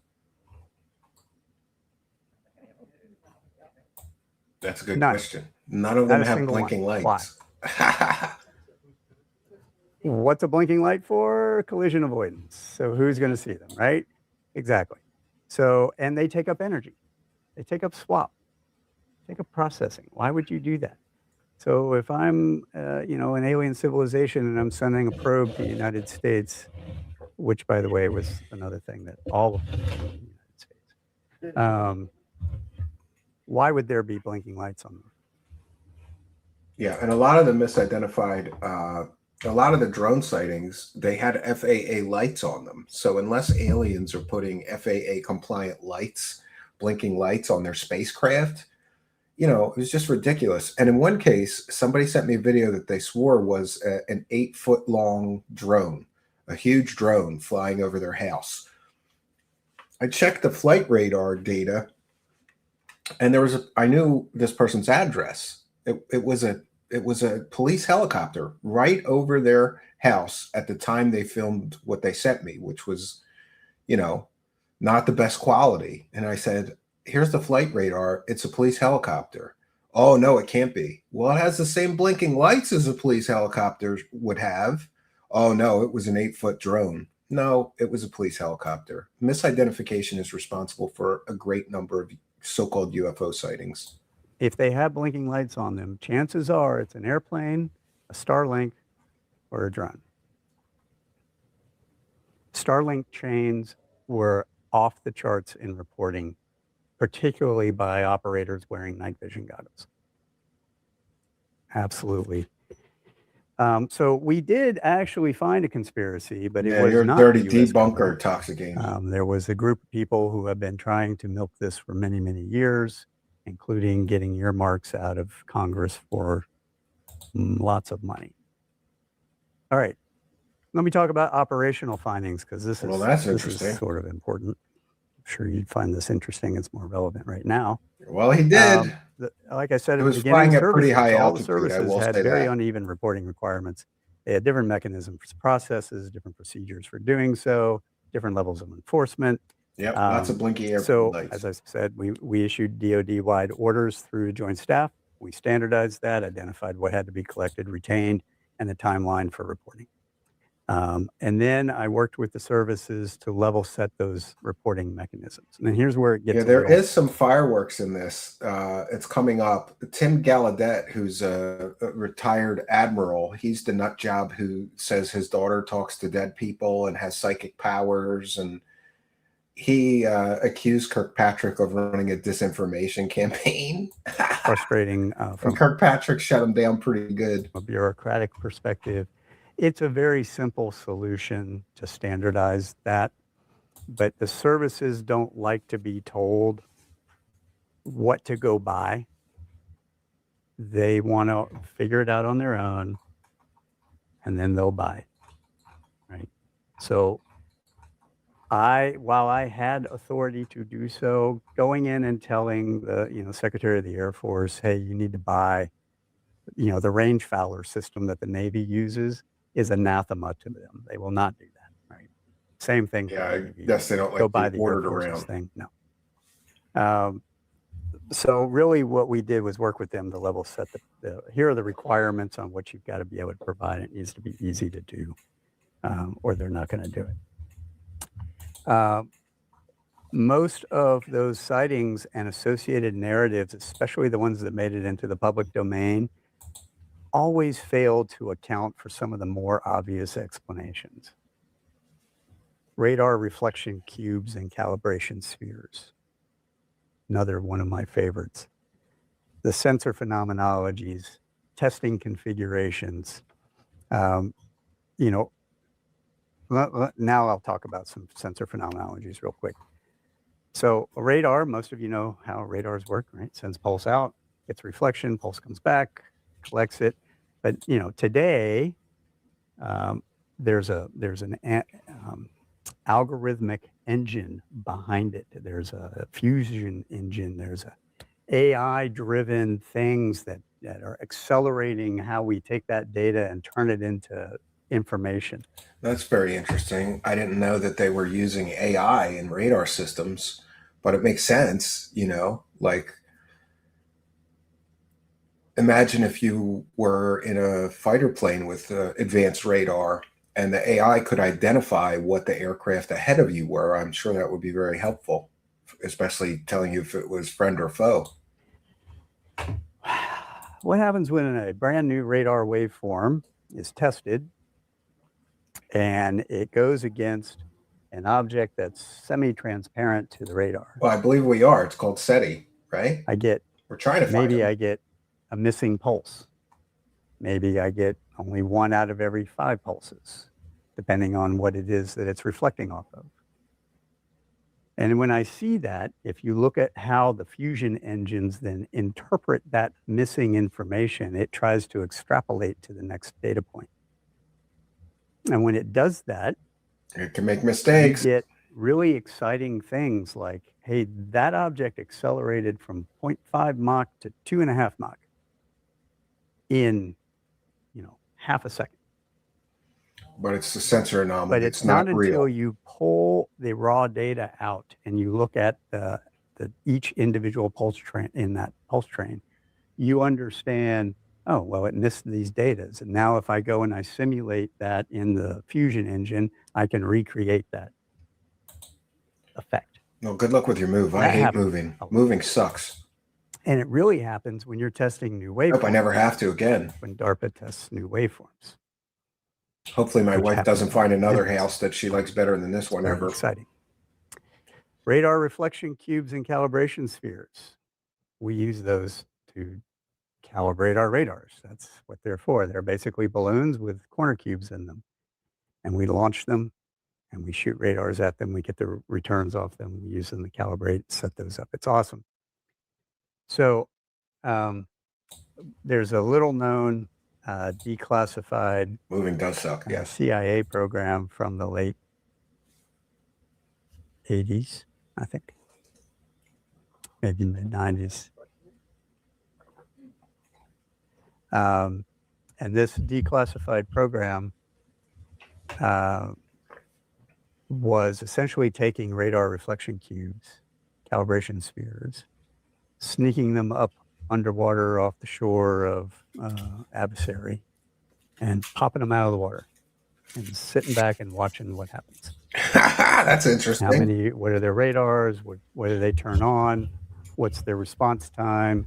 Right? Really cool. Why wouldn't somebody do that to us? Exactly. That's the cube in a sphere that Sean, people have can I ask a question reported. here? Nice to connect with you in person for the first time. Oh, there's the Tim But about the Gallaudet minutes. piece. So I've met all 4 pilots who had visual observations of the contact. And how do you explain that? I explain it by a couple of different things. One, because I've spoken with them as well, and we've actually determined that the water underneath the main object that was being observed was welling up, not down, which means the object came out of the water, not into it, and I wasn't pushing down. There was no propulsion associated with it. So there's a couple of things here. One, you've got a really cool optical illusion called parallax that pilots are prone to. I am certain that played into this. Since we're talking about 2004, it's a long time ago for people to remember. We've got actual data observations that suggest whatever this thing was came out of the water and not propulsing over it. And then we have the radar. Lots of people like to point to the radar. The radar was actually being tested by DARPA on a new calibration. It was going through its shake and bake, and all those anomalies were from that radar. Yeah, could be. So, Yeah. Can I say that 100%? No, but it sure hell is a lot more convincing and realistic than a bunch of aliens. I'm not claiming aliens, but it wasn't. It came out of the water, and then it also trajected to the cap point. And these are trained aviators. I understand that they're trained aviators, but they're also trained aviators that are prone to optical illusions like everybody else. And there's no data that suggests that thing went from point A to point B. It's only a visual report, right? You can look at things like Would you state your name? hydraulic stuff from the water, like That's what I had them recreate for me. What they saw on the water was Yeah, he upwelling, kind of looks like Dolan. Yeah. not a downwelling. From where the object came out. I know. I'm trying to pare down my stuff. this would be I got too many Could have toys. been anything, yeah. Well, so Sean, respect you immensely. My name Tim Gallaudet, retired Rear Admiral, former NOAA administrator. Having a PhD in oceanography, I don't have any other explanation geophysically for what they observed in terms of that. But yeah, fine. If that's I'm not really I aware. I wasn't haven't checked suggesting in on it's them in a while. geophysical. I'm suggesting that there is probably one of these calibration spheres pops out of the water. And could it have been from somebody else? We've done a whole series on UFO whistleblowers. I'll see if I can't find that series. We did a whole deep dive into so-called UFO whistleblowers, lost in time.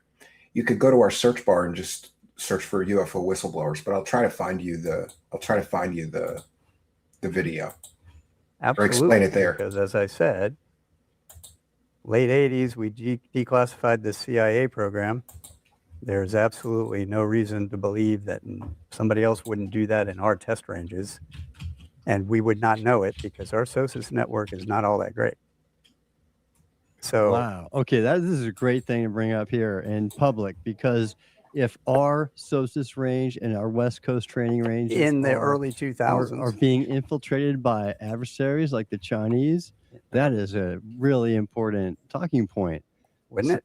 Yeah, exactly right. Exactly. Why is Congress not investigating that? Oh, that is a fantastic question. Why don't you ask them that? I like that. Yes, exactly right. Why aren't they doing, I don't know, that as opposed to other things? So look, going through all these things is difficult, especially the farther back in time you go, which brings me to I that found the next link. major I'll data pin it point. in the live chat. Look, That's my there's whole an deep dive into a inverse bunch of correlation different UFO between how far whistleblowers. back in the past an event Spoiler occurred and alert, the they amount never of have any data evidence. available to actually analyze it. Right. So the farther back in time you go, the less data there is to analyze, which means everybody can speculate all they want. You're never going to actually know. And that is a problem, I'm sorry. right? And our free documentary section, all the way at the bottom from our main channel, there's 2 free documentaries about how fake third phase moon is. We caught them in over, I don't even know, 50, 100 different completely fake hoaxed videos. 2 free documentaries. Third phase of fake. Congress is. So like you can keep asking me about the Nimitz all you want. But until somebody has actual raw data to analyze, visual reporting is not evidence. It is a starting point for an investigation that requires That's data third and more phase. evidence. Right? I've looked at.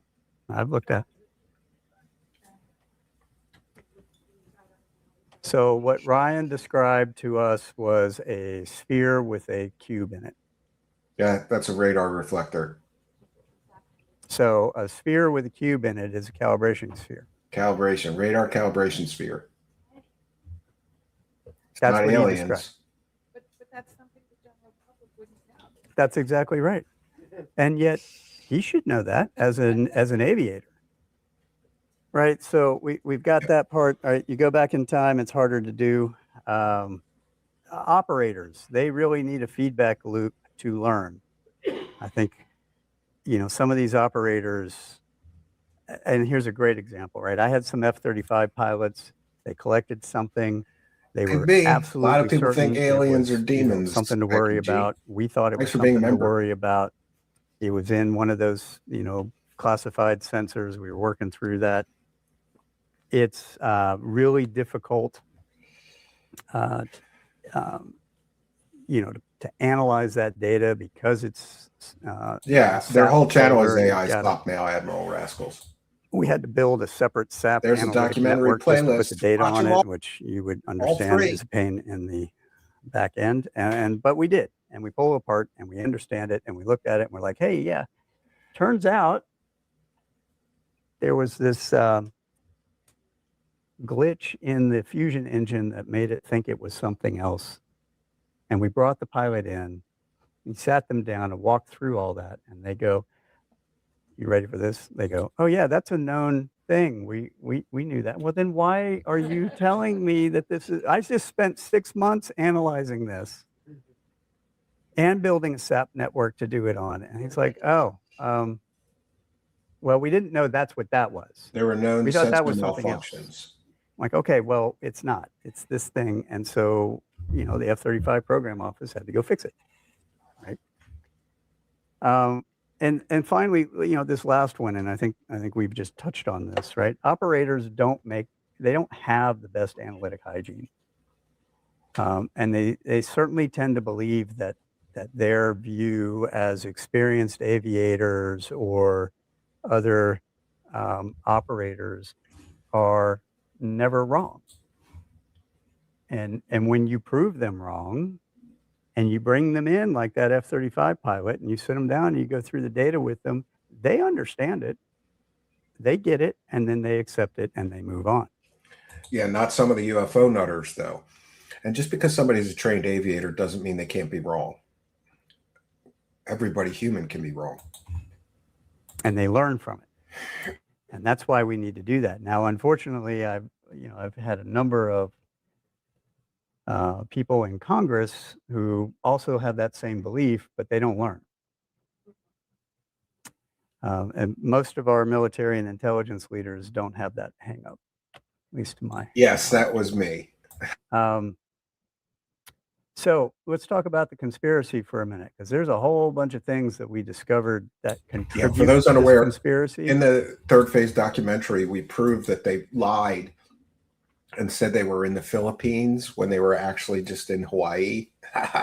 And they paid there's a place in Hawaii with a lot of Filipino people, and they paid people to play along and pretend they were in the Philippines doing a special report. What scammers, man. That I'm pretty sure all of you would be interested in, that have absolutely nothing to do with science and technology, unfortunately. So I'll just start from the beginning. Going back to the 60s. He did. Remember, he had the robot officers, voice stuff young back in the lieutenants, day. He gave up on it because it initiated their shitty. own deception And I was making efforts fun of without him for approval it. or oversight during the development of stealth technologies, and in particular the F-117. There was some base commander out at the area that told his lieutenant to take a doctored picture down to the local bar, hang it up, and start spreading stories about the UFOs. That's an interesting historical bit. In the Pentagon, and you good can look cover this one for a up on the secret internet. There's some aircraft pictures out there. project. There's a sign. Let or people used to chase be a aliens, sign not stealth. on one of the doors, very near the touring routes, that said "Alien Autopsy Room." It was on the 5th floor. I want to say it was the 4th corridor. It had been there for maybe a decade. It was actually the Air Force 10 Cap office, I believe, if I remember correctly. And when I stood up Aero and I saw this, and I told the deputy, and the deputy said, "You will go down there and take it down right now. Right now." Like, okay. So it's not there anymore. Kona Well, Blue. to each their own, but Right. I don't like We were VTubers under myself. Do you know there's some statute, men pretending to under, be women as VTubers? That's legislation weird. to I guess women get more donos. find I don't know. Women any avatars, program that had female anything avatars. to do with UAPs and declassify it and get it out. So this is the historical mission piece, right? Not the operational piece. We already talked about how difficult that is. And we did. We found an entire proposed. Voice Tasteless, so you're actually right. a It's TSAP, weird.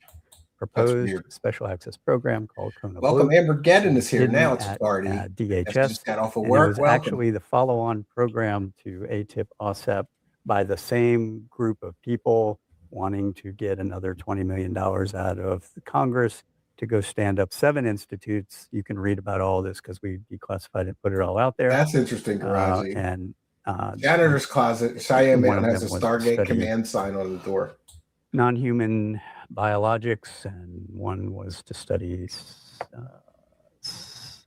psychotelekinesis and UFO technology, and I don't know, there's all kinds of stuff. Yep.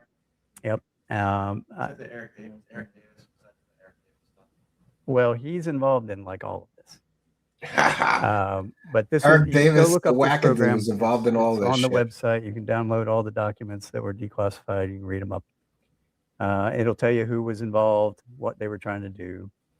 This came, Yeah. the story behind I think this there's is good AI essentially, though. There's good AI projects, and then there's a lot, but most of it is slop. There's an awful lot of for slop. those of you who have followed the ATIP OSAP bit, right? So Senator Reid at the time had called up the Secretary of Defense, told him to create a special access program Yes, to he hide all is. this information that he was being told existed through the Bigelow contracts and all the effort that went through that.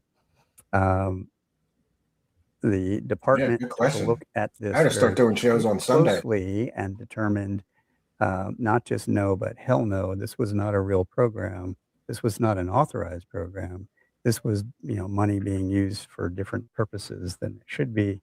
Misappropriated Not funds. only are we not We going to wasted set up $30 million a staff, but we're on shutting this dumb ATIP shit. OSAP stuff down. Get rid of it. The Harry Reid stuff? Yeah. But those were just theoretical studies. No. Propulsion So studies. they're cheap. So hey, yeah. So look, Thank you, Matthias, for your kindness, generosity, and support of the show. Another one for the goal, saying for the goal, praise the cash and have a beer. I believe I will. Right? I'm excited. I just got these huge beer mugs. And for Christmas, my friend at the cabin, Matt, and his wonderful wife gave me, do you ever see those big Heineken keg cans, Matthias? Those are awesome because it's like having draft beer at home. And I don't know, I think you get like 12 beers out of them, but as big as these mugs are that I got, I'm probably only getting like 8 beers out of them. But they gave me a special fridge that keg slides into, and it keeps it ice cold. So hopefully this weekend, I'm going to give that a try with my huge big glass beer mugs I just got. And I hope you have a beer too, Matthias. Thank you for being a member, and thank you for your kindness, generosity, and big support of the show. Reid sent a letter over asking for the SAP. Secretary said no. Sent it back. Shut down the program. Reid then enlisted the help of Lieberman to find another home to stand up a SAP. DHS, who was running S&T at the time, asked her to stand it up. They went through the motion of putting together the entire package to propose standing this up. Details are in the package. And it got as far as the DHS SAPCO, who then, saner heads prevailed and said, not just no, but hell no. There's nothing here and we're not doing this. Yeah, And they we don't want to waste shut money that down, and they filed that hunting away from their werewolves. records, and it sat in their archives until we found it. And we declassified it and we put it out as per the statute that I was asked to go do. So it's on their website. You can go look at it. The other thing we did was we worked with the National Academies the National Archives to stand up. They stood up a website and a reading room where we could push all the material that was being found. They went through their archives. We had all the agency archives, all the service archives, IC agencies. It's very large. interesting to me to hear like the background story. You know, basically OSAP and ATIP were just set up by nutters who wanted to waste government money on their personal hobby of like hunting aliens. It's interesting to hear the backstory of it and the pushback. All reviewing all of their holdings. Anything we found had anything to do with this, whether it was already in the public domain. $30 million? They wasted $30 million. I think we did find some Ranch extra nonsense. documents that hadn't been seen by the public before, but there was nothing exciting in them. We talked a moment about the material that was given into the U.S. Army. Who's going to be the next David Wilcock? Get all those donos from the dents and the morons. They're all fighting over David Wilcock's audience right now. Properties based upon theories that were put forth in the ATIP OSAP papers. And that actually turned out to be not extraterrestrial. It was terrestrial. We took it through isotopic analysis and it did everything. We actually put that report out. I told the lab we needed to put it into a journal. We also put so per Arrow's actual scientific investigation, TTSA, Linda Moulton Howe, all claimed that piece was alien material. Well, once you do proper scientific analysis, you can prove that it was normal earthly material, normal earthly elements. Didn't come from another star system. Busted. The report out. How much money did Linda Moulton Howe make selling that shit as alien technology? Shouldn't she give all that money back? Do you think she ever acknowledged that she was wrong when this report came out? Hell no. She's on to other bullshit, you know, Octorian aliens on the dark side of the moon or whatever. To the public. And that material went back to its owner, TTSA. There was a think tank study. I think we talked about this before. The study looked at the impacts of if the U.S., if all of this Thank you, true, Becky G, for kindness, generosity, and support. And thank you for being a member. Big support from our members tonight. I'm always happy to see a member who's so generous to not only be a member, but also throw a couple bucks in our hat for the goal, 5 beans towards the goal. Thank you, Becky G, for your kindness, generosity, and support. We've got Trolley Troll with 1 for the goal. Come on, guys. We could do better than half a goal. Yeah. Are you guys going to make me pull out the Dark Side Phil Puppet Beggar? Come on. Trolley Troll is right. Thank you, Trolley Troll, our oldest and biggest supporter. Elaine Walls with another. She's already, by the way, gifted. 5 people got a free Truth Seekers membership today, thanks to the kindness and generosity of Elaine Walls here. Now she's just thrown in a big one, $10 for the goal, 1 more for the goal. Thank you for your kindness, generosity, and support. Elaine Walls, big show support from all of you. Thank you. I'll check in with the kick support as well. The U.S. had these things, and they came out and told everybody that they had these things. No supporters, but we got Melora Lamorte just followed our channel. She gets a big shout out and thank you. I think it's some of the same players that were involved in. If it's not, I'm sorry, Melora Lamorte. That were involved in this material. Interestingly enough, they never wrote a report. They never produced a briefing. And the CEO and president of that think tank stated that he believed it was a political ploy to try to embarrass the other party at the time. That's interesting. Interesting, but it adds to the story, right? The Air Force back, I want to say in the 80s, it was 90s. I want to say it was 90s. I don't have it exactly off the top of my head, but the Science Studies Board, they did a futures analysis, right? So what they do, they looked at the future 10, 20, 30, 50 years from now and said, hey, if we want to have flying cars, what do I need? Yeah, what do we have to do? And then they would sort of decompose. Well, you know, according to some people, we were already supposed to have hover cars, right? Years ago. Yeah, they never happened. Flying cars need a propulsion system, they need a fuel, they need a landing system, guidance system, and they broke it all out, right? And they actually said, well, if we're going to have a flying car, I can either do it by not, or we can come up with anti-gravity. So they would seriously. So they went through this. This was supposed to be a really long range future study to go, hey, if anti-gravity theoretically could be achieved, what would we need to research to find it? That's interesting. Now, they didn't fund any of this, thank God, but they did. I wouldn't mind them funding that. Identify- The government wastes so much money. If they wanted to spend a couple $100 million to try to get to anti-gravity, I would support that as a taxpayer. They waste hundreds of millions of dollars on nonsense. Why not on something I like anti-gravity? That's cool. Sort of those big key areas, and they did identify some of the key scientific findings that they gave basically back to the academic community that said, go research these things. These are interesting. But that got out. People did that. All right. Security officer hazing. This One of is my the favorite interesting last part. things I found. This is the interesting Yankee part, Balloon. and could explain why so many people in the government are convinced the government has aliens. I'm sure many of you are familiar with the SAPCO organizational structure, but in case you're not, quick rundown. OSD has a SAPCO office that oversees all Department of Defense special access programs. Each service has a SAPCO office that owns theirs, right? The IC has a CAPCO office because we have to be different. But basically, the Air Force had an officer, actually several officers come forward and say, hey, I was a SAPCO officer, and as a young SAPCO officer, the Air Force had this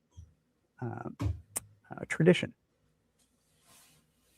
So you're a brand new SAPCO officer. This is where it gets I'm the interesting, head, I'm the friends. director of the SAPCO. You come And this into the Air explains Force why and you so many go, people are I'm convinced ready for my government has portfolio. aliens. And I'm going to sit down with you, or one of my staff is, and we're going to flip through the deadly quad chart, book of quad charts, right? Every quad chart's another program. Here's your program. Here's your portfolio. This is what you need to know. Now I'm going to pull out an NDA. I'm going to give it to you. You're going to sign it. And you're going to say, this is what you're responsible for. Okay. And then you go off on your way.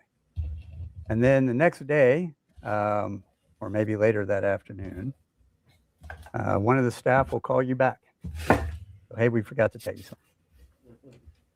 Bring you in, and they slip the last quad chart across the table to you, and they flip it over and they go, hey, this is the alien program. Now, we're not allowed to tell you anything more than what's on this quad chart. All you need to know is it exists. You don't have ownership of it. You don't have oversight of it. This is just it, right? And then they This take is it one back, hell of a joke. give you another NDA that signs Yankee Blue. Take it back. Send you on your way. And then they sit around in the office and they make bets on how long it's going to take you to figure out that that's not real. Oh, Or that's if something you else. do. Some of them never figure out it's And a several joke. of them don't. And they go away thinking they've signed for an actual program. Interesting. So, Like to bear it out. no, it's a tradition that is based. It's basically just people in the government fucking with the new guys. Amber Gedden with one for the goal. Thank you for kindness, generosity, and big support of the show. Thanks for being a member and such a big supporter. Suffer scammer whistleblowers. Praise the cash. That's right. This kind of science-based critical thinking is destroying the fake government whistleblowers, right? What are they blowing the whistle on? Somebody joked with them.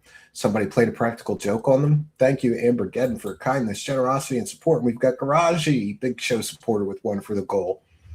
Were the Octorian aliens on the moon taken from a different video game? No, and she just had like drawings now, not actual photographs, of course, Garaji. That's the grifting grandma, Linda Moulton Howe, and he's making reference to the fact that we caught her selling genuine gray alien picture taken on the moon, and it turned out to be from a video game cover called Area 51. And I knew because I played that game. It was a first-person shooter. You just run around shooting aliens. It was a great game. And Fun game. I want to mess with my new cadets. Yeah, so just a hazing ritual. So Messing with the new kids. I can New guys. only express the excitement that the Secretary of the Air Force shared with me when I briefed him on this. Yeah, I'm sure he wasn't too pleased. I went in to brief him on all the research that we've done. Here's all the things that we'd found. This is what we've been doing, right? There were maybe eight people or so in the room. At the end of it, I said, "Hey, sir, I need to talk to you just for a minute alone." I was like, "Okay." Sends everybody out. I pull out this quad chart, slide it over to him. I go, "Hey, sir, this is the alien program." And he looks at me and he goes, what do you mean, Sean? I'm like, and I told him the story. I said, we've had some officers come forward, share this. This is what they're doing. This is not the only one. There are several. Several within the around. They've been government. doing this for maybe upwards of 30 years. Wow. What do you want to do about this? Now, since this is for public consumption, I will not repeat what he said. But it was something to the effect, are you effing kidding me? Like, no, sir. He goes, Yeah, well, I can imagine he wasn't too happy. when are you supposed to tell Congress? And I said, I'm required by law to tell them within 72 hours of finding it, and I've already notified. Your staff knows. He goes, okay, well, we will have to come clean about this, and we're going to have to investigate this, and we're going to have to take this very seriously and go off and do something about it. I'm like, yes, sir. So I'm going to send my IG down to you, and you give them all the information, and they're going to go work it. I'm like, great. Interesting.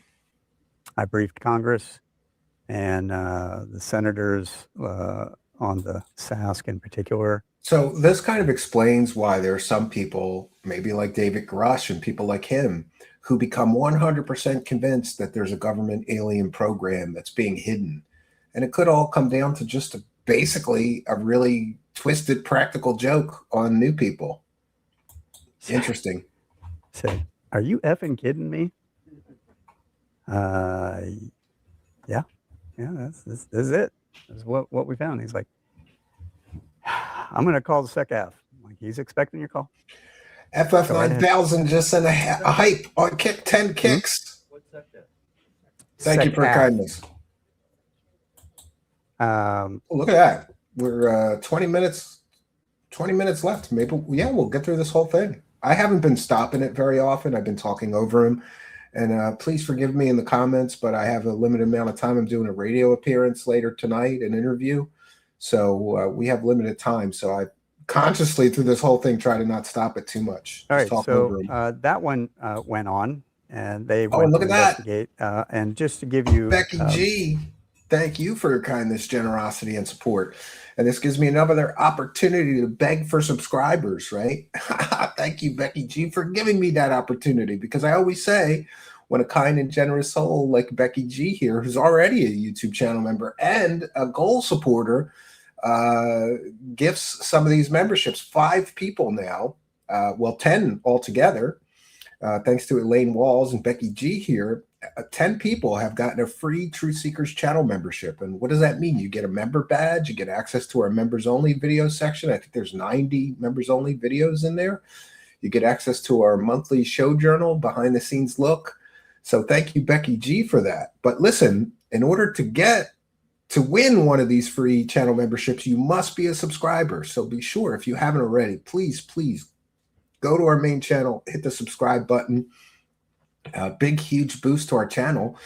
And when a kind and generous person like Becky G here gifts these memberships, you could win one. And if you've won a free gifted membership, you'll get a little notice. So thank either Elaine Walls. It'll tell you who gifted you the membership. So thank either Elaine Walls or Becky G here if you got a free gifted membership. Thank you, Becky G, for kindness, generosity, big support tonight, friends. Thank you. Kind of the scope of what we're talking about here. That was not only in the Pentagon. Yankee Blue came from Central Command. There were many of these all around. They've been propagated all around. So fake alien All right, programs the last are one all I'll around just the touch on government. real quick Great. is an SNIE that was determined to be fake. For those of you not familiar with a special national intelligence estimate, we have national intelligence estimates and we have special national intelligence estimates, just because we can. They are all archived in one of the agencies, and then they have very specific tradecraft associated with it. They have very specific ID numbers, and they are presented for presidential consumption on very specific topics. There's an SNIE that's out in the world, right, that claims to be about UFOs and nuclear weapons, I believe. We took a look at that.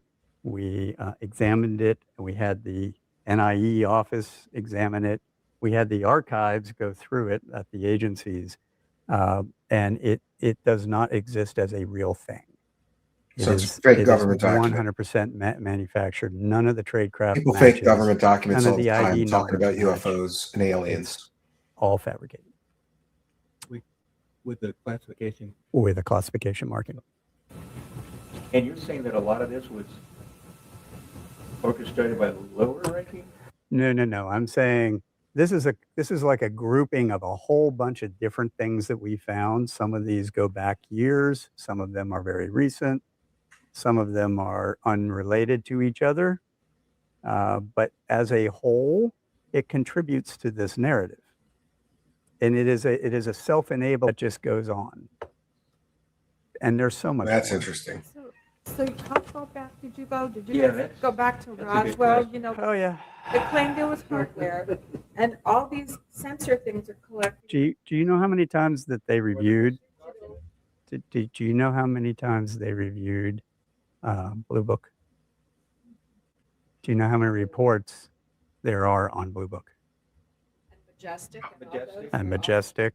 I would say hundreds. all man-made. As far as we know.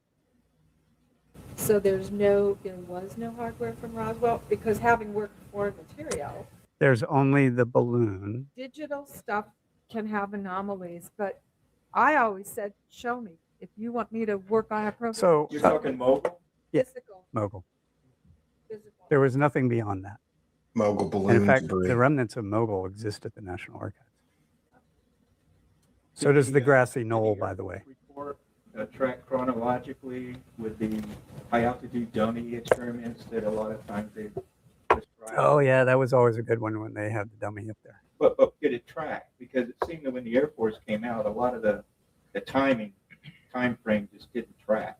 Yeah, the Air Force came out with the Roswell Case Closed study, and they basically said people mistook dummies that were being dropped from high altitude balloons in tests for alien bodies, and they were a decade apart between the Roswell event and those tests. With what would have been reported. And that was made pretty public about either the Air Force sort of screwed up on that, or, then other people were thinking, well, this wasn't a good deception program if it was, that kind of thing. I don't know that we went to that much detail. Because there's a lot of inconsistencies like that to keep the theories alive, so to speak. Any inconsistency will keep the theory alive. And in fact, any consistency will keep the theory alive, because no matter what evidence we lay out in front of people, Yeah. they're going to keep believing it. And they're going to, and this story has morphed just in the last few years as we've put more information out. So I had eyewitnesses.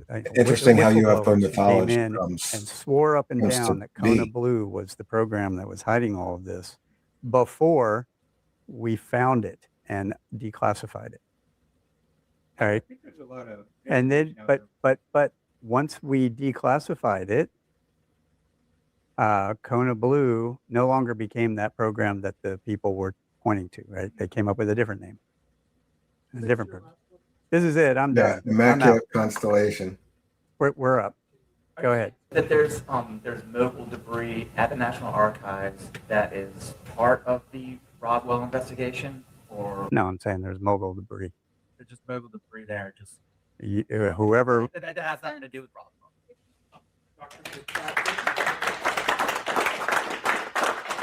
Yeah, I think there's still the Tim Gallaudet freak out.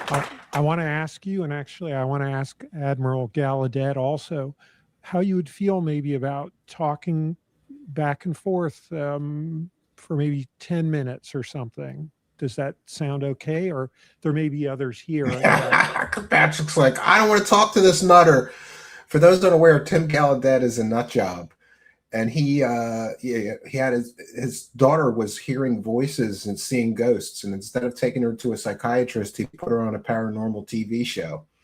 And he believes that his house is haunted and all this other shit, in addition to being a UFO nutter. And the story goes that Tim Gallaudet came to Aero wanting to get a job investigating UFOs. But because he's a nutter, they basically said, you're too conspiracy minded. We need more grounded, more scientific kind of people. And then he got pissed off and started calling them a disinformation campaign because they didn't give him the job that he wanted. Don't want to keep away from the microphone, but it's sort of a interesting possibility here. And I did want to maybe raise that. I I got about 5 minutes and then I got to run. All I'm right. already late. Sean, I respect you. We both have decades of government service together and in intelligence and whatnot, DOD.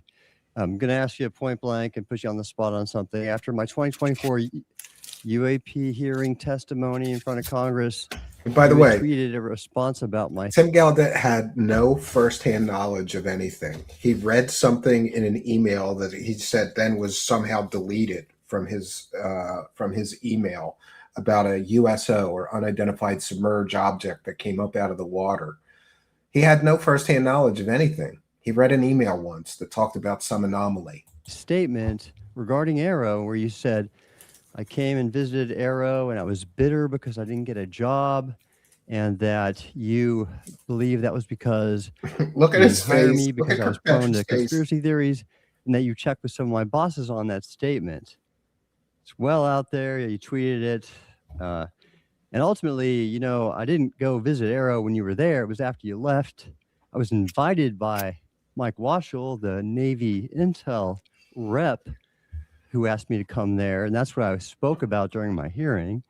And look at Kirkpatrick. He's like, oh my God, I have to talk to this nutter whose daughter sees ghosts and talks to dead people. of course, I didn't look for a job. He invited me, and for me to actually go for a GS-14 job after having been an undersecretary of Commerce, that was kind of preposterous, I would say. And at the same time, when you said you check with my bosses, I had my bosses formerly were 2 stars, 4 stars, and a Secretary of Commerce who I've all spoken with, and you never really check with them. So ultimately, your statement there was an outright lie. And I want to ask you what you have to say about that. I'd say that was not an outright lie because Mike brought you in, you sat in my office, and we had this conversation about You weren't there. taking that. You had left. It was I with had Tim not left. Phillips. And the position you were looking for was an SES position. I was not asking for a position. Remember, Mike brought me in. He asked me to come. Well, I then was- we, kind of short. Do you want to shed any light on the issue itself? Exactly. Well, good point. No, ultimately, so it's really clear that you have been. Yeah, so Tim Gallaudet is basically using this opportunity for personal vendetta that he has against Kirkpatrick for not giving him a job. And he tweeted about that. This guy's bitter for not getting a job from me. Executing a disinformation campaign about this. This whole slide captures it. And I know you can't acknowledge it because whoever you're on the payroll with won't allow you to. And that's my statement. So, okay, well, thank that's a great statement that has absolutely no bearing from reality. So, okay. Yeah, Question for you. Nutter. I was wondering what the 2017 New York Times article, the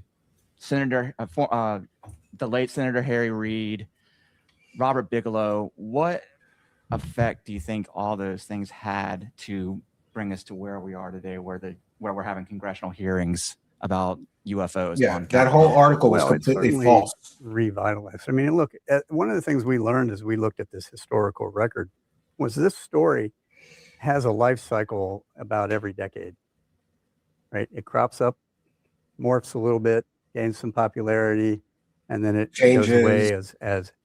as Stuff we is added to spend the taxpayer mythology. dollars and effort going off to investigate these things, put out the reports about, hey, this is not what you're thinking it is, and then move on. Right, and then it crops And then back it up. comes back up. 2017, I think they basically kicked it up again, and it started over again. Bigelow was really the originator of a lot of this. Him and Harry Reid. Bigelow was actually in 2000, as far back as 2006. He in the FAA manual for pilots, he was having reports sent to him or to his group. I can't remember what the name of his group is, but Bass. yeah, I mean, it just seems that this is the folly of a billionaire who, basically, like the senator with his billionaire constituent. Who did you guys look into? No, like I said, I don't.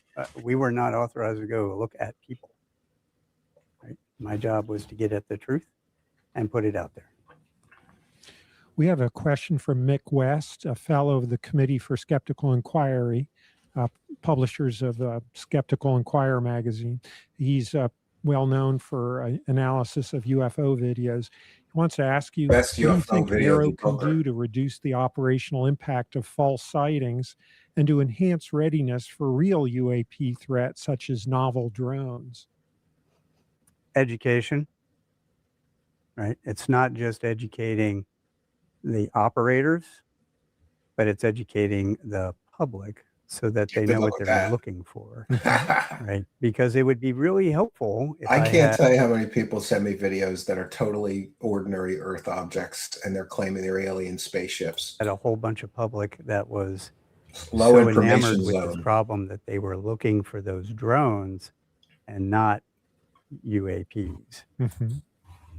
That would be very helpful. But what Aero can do, they need to finish the mandate we were given. They need to educate.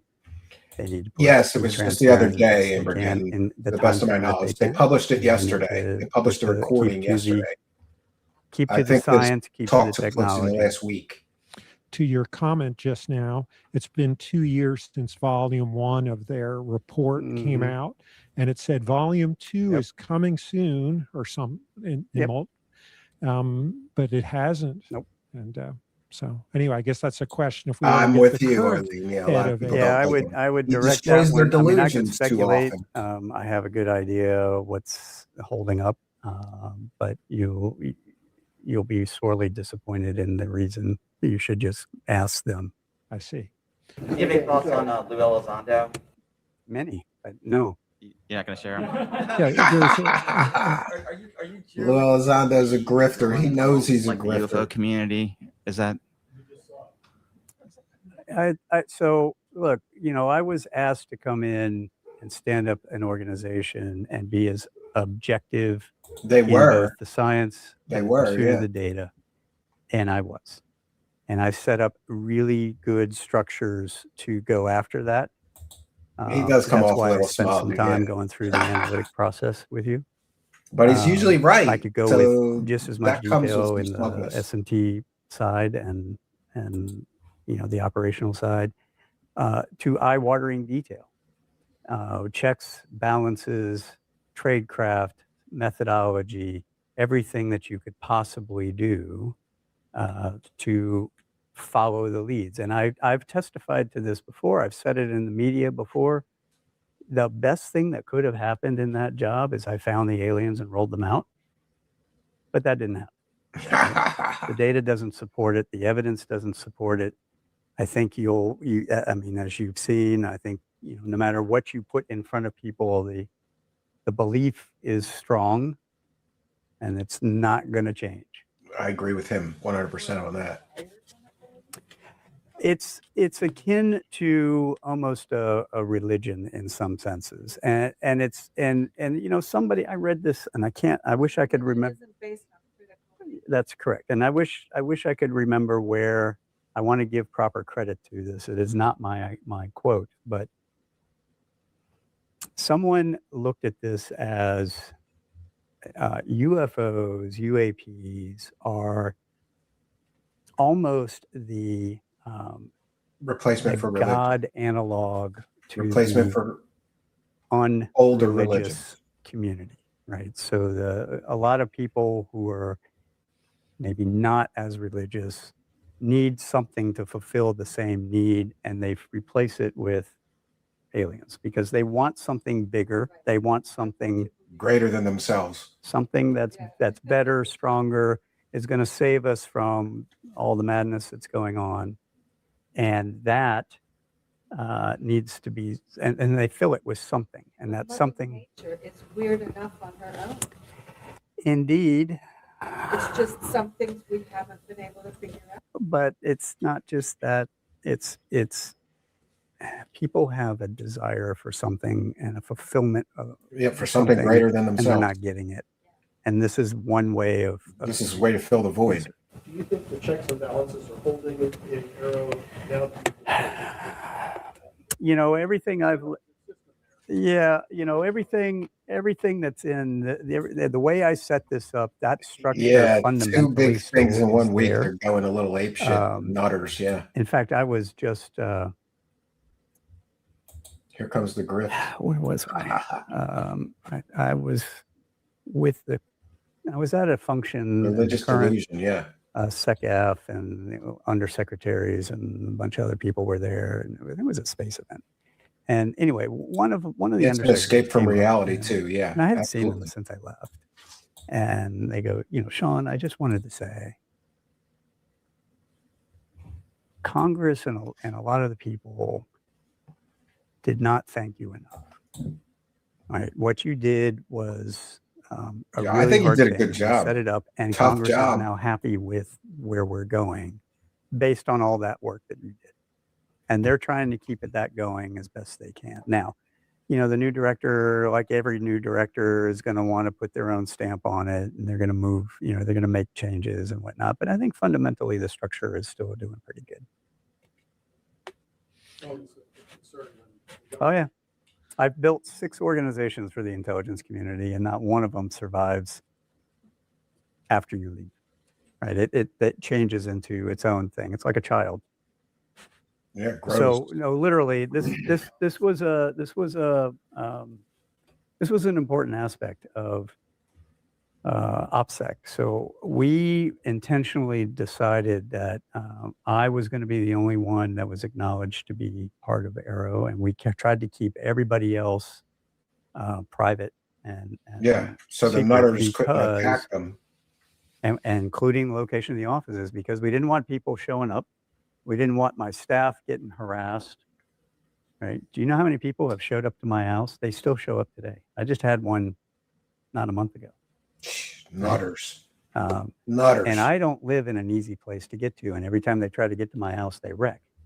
And then I've got to, go get a tow truck and get them out. And so now I have, crazy people coming to my house, wrecking in my yard. How that gets old. It does. And I did not want that for any of my people. Yeah. I needed them to focus on executing. Talk about harassment, right? People going to his house, wrecking their cars, trying to get into his. This will be our last question. Through How his many house. Truly anomalous that you found and helped with how you look at them? So early on, I briefed the Senate testimony, and in Senate testimony, I said, at that time, I think we had about 800 cases, and I want to say I said around 2 to 3% had enough data and were interesting enough that presented some sort of anomaly to go investigate. And as we pulled through that number, that percentage stays about the same, but they get resolved. Right? You Yeah, go through that if process. there's enough data, they can be fully resolved. You go through that process, and you can pretty much resolve anything that you've got data on. Now, if you don't have data, it's going to stay anomalous, and there's nothing you can do about it. Exactly. But most of the time, you can come up with. So unexplained can sometimes just mean lack of data, not that it's an alien spaceship. With likely explanations. All right. Thank you very much. Thank you, guys. I also want to thank you for your service to the nation, sir. And JD Mack, thanks for producing. And also thanks to the Center for Naval Analyses for letting us use this facility after Dr. Kirkpatrick's visit earlier today. On behalf of the National Capital Area Skeptics, I'm Scott Snell saying so long from Arlington, Virginia. See you next time. Interesting. Interesting. So we made it all the way through. I'm going to take a moment to thank all you kind and generous benefactors, and we'll check in with the kick support as well. FF9000 send a skull emoji, 50 kicks. FF9000 also sent a hype, 10 kicks. So thank you all for the kick support. We'll check in with the PayPal pledgings as well. And please, if you send a PayPal, you can do that at truthseekershow@gmail.com. Always add a note. There's a little button, add a note, and give me your chat room user ID, because most people don't want me, calling out their real name. But we want to thank Maria for a kind and generous $10 super chat, who says, or $10 PayPal pledge, who says, have you seen all the nutters that claim David Wilcock is still alive or that are channeling him on YouTube? Yes, I have seen it. And it's kind of despicable, especially the channeling, because, regardless of what I think of him, the guy had a wife, he had a family, and, but the nutters are in full swing. Today I was accused of, this has been my favorite accusation so far. I have been accused of hiring somebody to commit animal sacrifices to kill somebody with black magic. I'm an animal lover. I would never, ever do anything like that. But okay, all right. I'm doing animal sacrifices, trying to kill people with black magic. Or, it's just, these people are absolutely ridiculous. And people are calling for my arrest and calling the Boulder County Sheriff's Office and harassing them. But I'm fairly certain that when any police organization gets complaints, they're going to consider the source. And if a source is accusing me of criminal activity, but they also say that they speak to angels and aliens every day and have superpowers, the police aren't going to give a shit what they have to say. And that's what they don't really understand, I guess. It just seems kind of ridiculous to me. Like, okay, you're making a lot of claims, but you also claim a lot of wacky shit. So I don't think anybody's going to listen to you. But I get it. When somebody dies tragically like that, they're angry. They look for somebody to blame if it makes you feel better, and the people are in my comments wishing me all kinds of harm. And if that makes you feel better, then okay, I'll accept that. But I've continually said this: don't come at me with your feelings, because I really don't care about your feelings. I care about facts. If you can show me where I got a fact wrong covering David Wilcock or anybody else, I'm certainly open to a discussion. The problem is that they never find that I got facts wrong.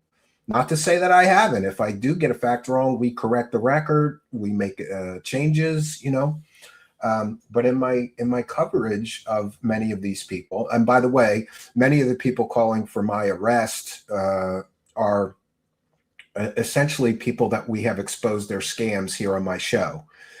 So for people to not even realize or acknowledge, at least, that some of these people have an axe to grind, and it's not really about the current events. It's about having an what I call an attack vector. They've decided, well, we're going to use this to attack Steve Cambion.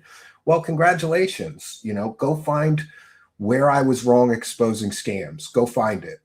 And it's interesting that many of the people that are ginning all of this up, are people that we have exposed their scams before. And I think most reasonable and rational people would understand, like, oh, that person has an axe to grind with Steven. This is really not about what happened.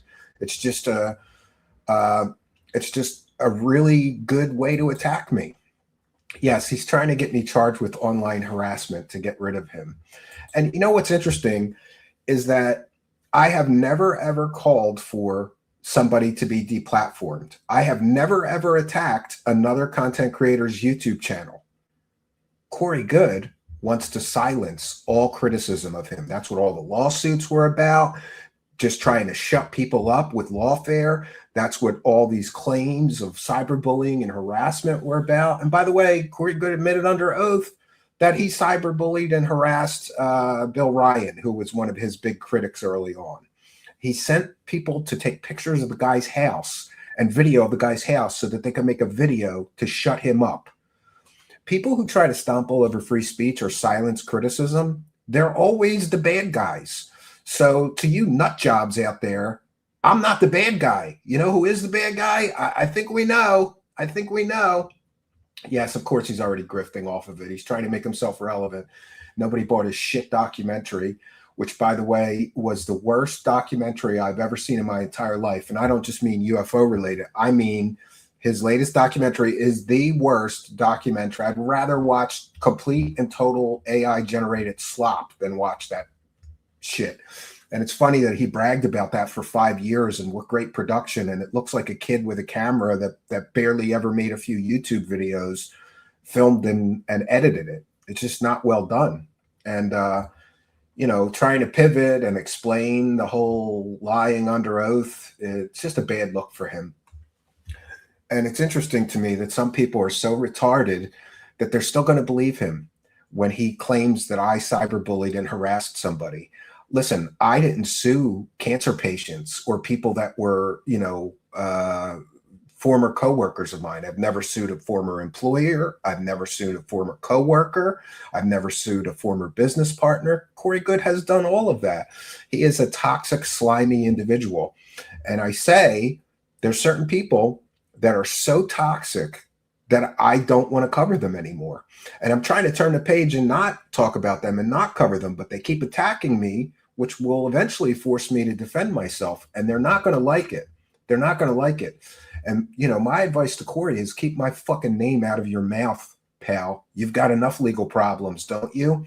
He's stating things as facts. In his recent video, he stated as a fact that I called animal control, that I called the IRS. Well, does he have any evidence of that? Of course not. I proved who called the animal control. It wasn't me. The people that did it owned up to it. They even gave me the letters that they sent. We showed them on my show. I didn't call animal control. I didn't call the IRS. I never called any government agency on David Wilcock or anybody we cover, ever, never. Unless you count calling to get police records. I did do that, but that was part of my investigative journalism for the show. That wasn't me calling, trying to get somebody in some kind of trouble. I've never done that. And what Corey Good is stating as a fact in his video that I did those things. That is slanderous, and and he's doing it maliciously to damage my reputation, obviously. And maybe we'll go through the history of Corey Good's history of. He's been claiming that people are cyber stalking and harassing him since 2018. Not one person has been arrested. Not one person has been indicted. Not one person has been prosecuted. So you mean to tell me that you've been claiming that people are cyber stalking and harassing you for some 8 years now? And listen, you can go through his tweets from 2018 forward and see all the times he claimed that people were under criminal investigation. The FBI is investigating these critics of mine. The FBI is investigating these people that said mean things. And then he puts out this garbage so-called cyber investigation that he says proves people were cyber stalking him in a coordinated fashion, and then he creates this whole RICO conspiracy. There's a vast criminal empire and they're trying to destroy me. All of his lawsuits he lost. If there was any merit to any of his claims, he wouldn't have lost all those lawsuits. He lost them all. Everybody that he sued. He lost the suit against Jay Widener. He lost the lawsuit against the C.W. Channer. He lost the lawsuit against Cliff High. He lost the lawsuit against Gaia. He lost every lawsuit. If there was any real reality or proof to his claims, he wouldn't have lost all those lawsuits. He did. And since 2018, over 150 instances I found of him accusing people of criminal activity and publicly stating that he's reporting his critics to the state police, the local police, their local police, the FBI, bar associations, trying to get somebody disbarred and lose their legal license over what? They said that you never went to space, and it turns out he admitted under oath. You ever been to space? Well, not my physical body. And people said he made up secret space stories. And under oath, he said, yes, I did make up stories about the secret space program. And he can try to explain that all away now. He's a proven liar. And if the police ever contact me, I'm going to print out all the times that David Wilcock has reported people to the police. Did you know also he's claiming that I'm cyber stalking and harassing somebody? He harassed an employer so much, a former employer so much, that he has a lifelong restraining order. You know what you have to do to somebody for a judge to say, this is not a temporary restraining order, this is a permanent one? So interesting. And you know that saying, accuse others, some people accuse others of that which they do. There's two instances when we know that he's admitted to harassing people. And if you ask me, if you tweet 150 times that all these people are under criminal investigation and I'm reporting them to the police, and you should too, that's what he's doing now. You should report this show host, this investigative journalist. You should report him to the police for harassing. Exposing scams is not harassment. Now, the one thing I will say is I get it. A lot of people, well, you made fun of him a lot. Yeah, I did. Yeah, I'm allowed to make fun of people who say ridiculous things on the internet, like angels told me to take baths in my own piss. I'm allowed to make fun of that. And, you know, the only example I could think of is Alec Baldwin pretending to be Donald Trump and making fun of him on Saturday Night Live. We did what we did with David Wilcock, making fun of him in a comedic fashion.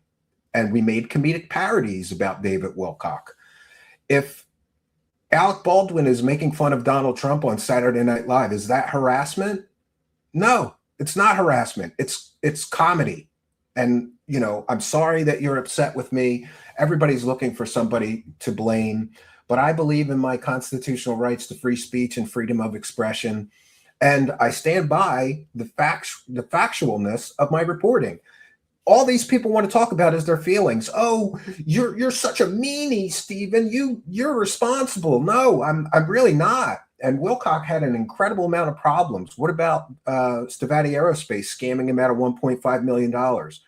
What about David Wilcock and his wife saying to Leon Isaac Kennedy, all of our problems came from Corey Good. He created financial problems for them, a shitload of legal problems for them. He essentially manipulated David Wilcock into leaving a $300,000 a year job at Gaia TV.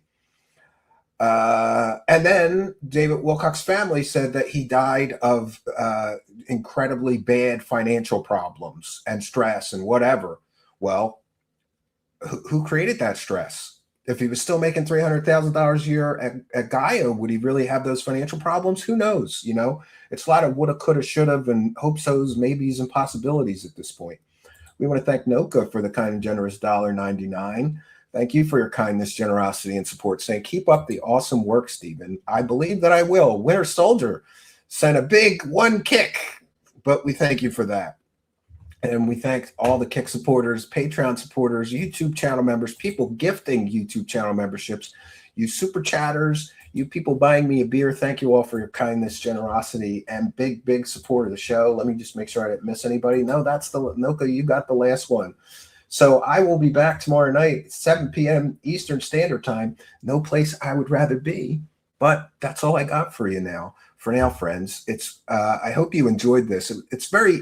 This one was a little dry, and I apologize. You know, the guy's a scientist. It wasn't very funny or engaging, but I wanted to go through this to kind of show you the inside baseball of what happened at the real government's UFO program, which was nothing like Lou Elizondo's fake UFO program that he never ran and was never the director of, because he's a fake UFO program director for the Pentagon.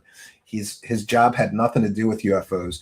Now we get to see a real UFO program director and hear his thoughts. Hope you enjoyed it.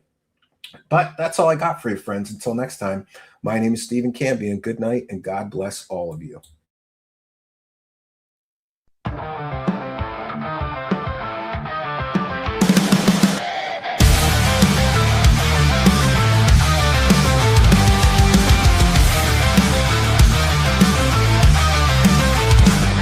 Dark corners of the night, secrets hidden from the light.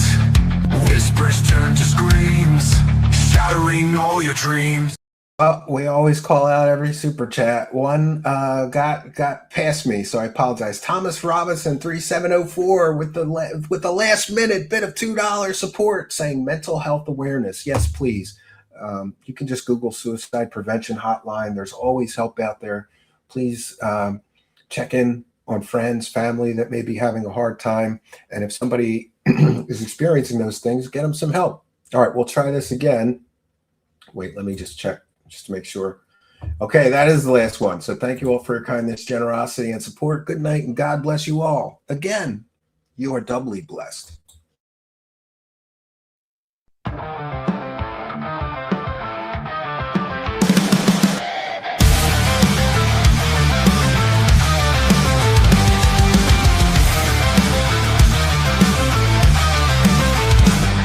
Dark corners of the night, secrets hidden from the light. Whispers turn to screams, shattering all your dreams. Eyes wide open now.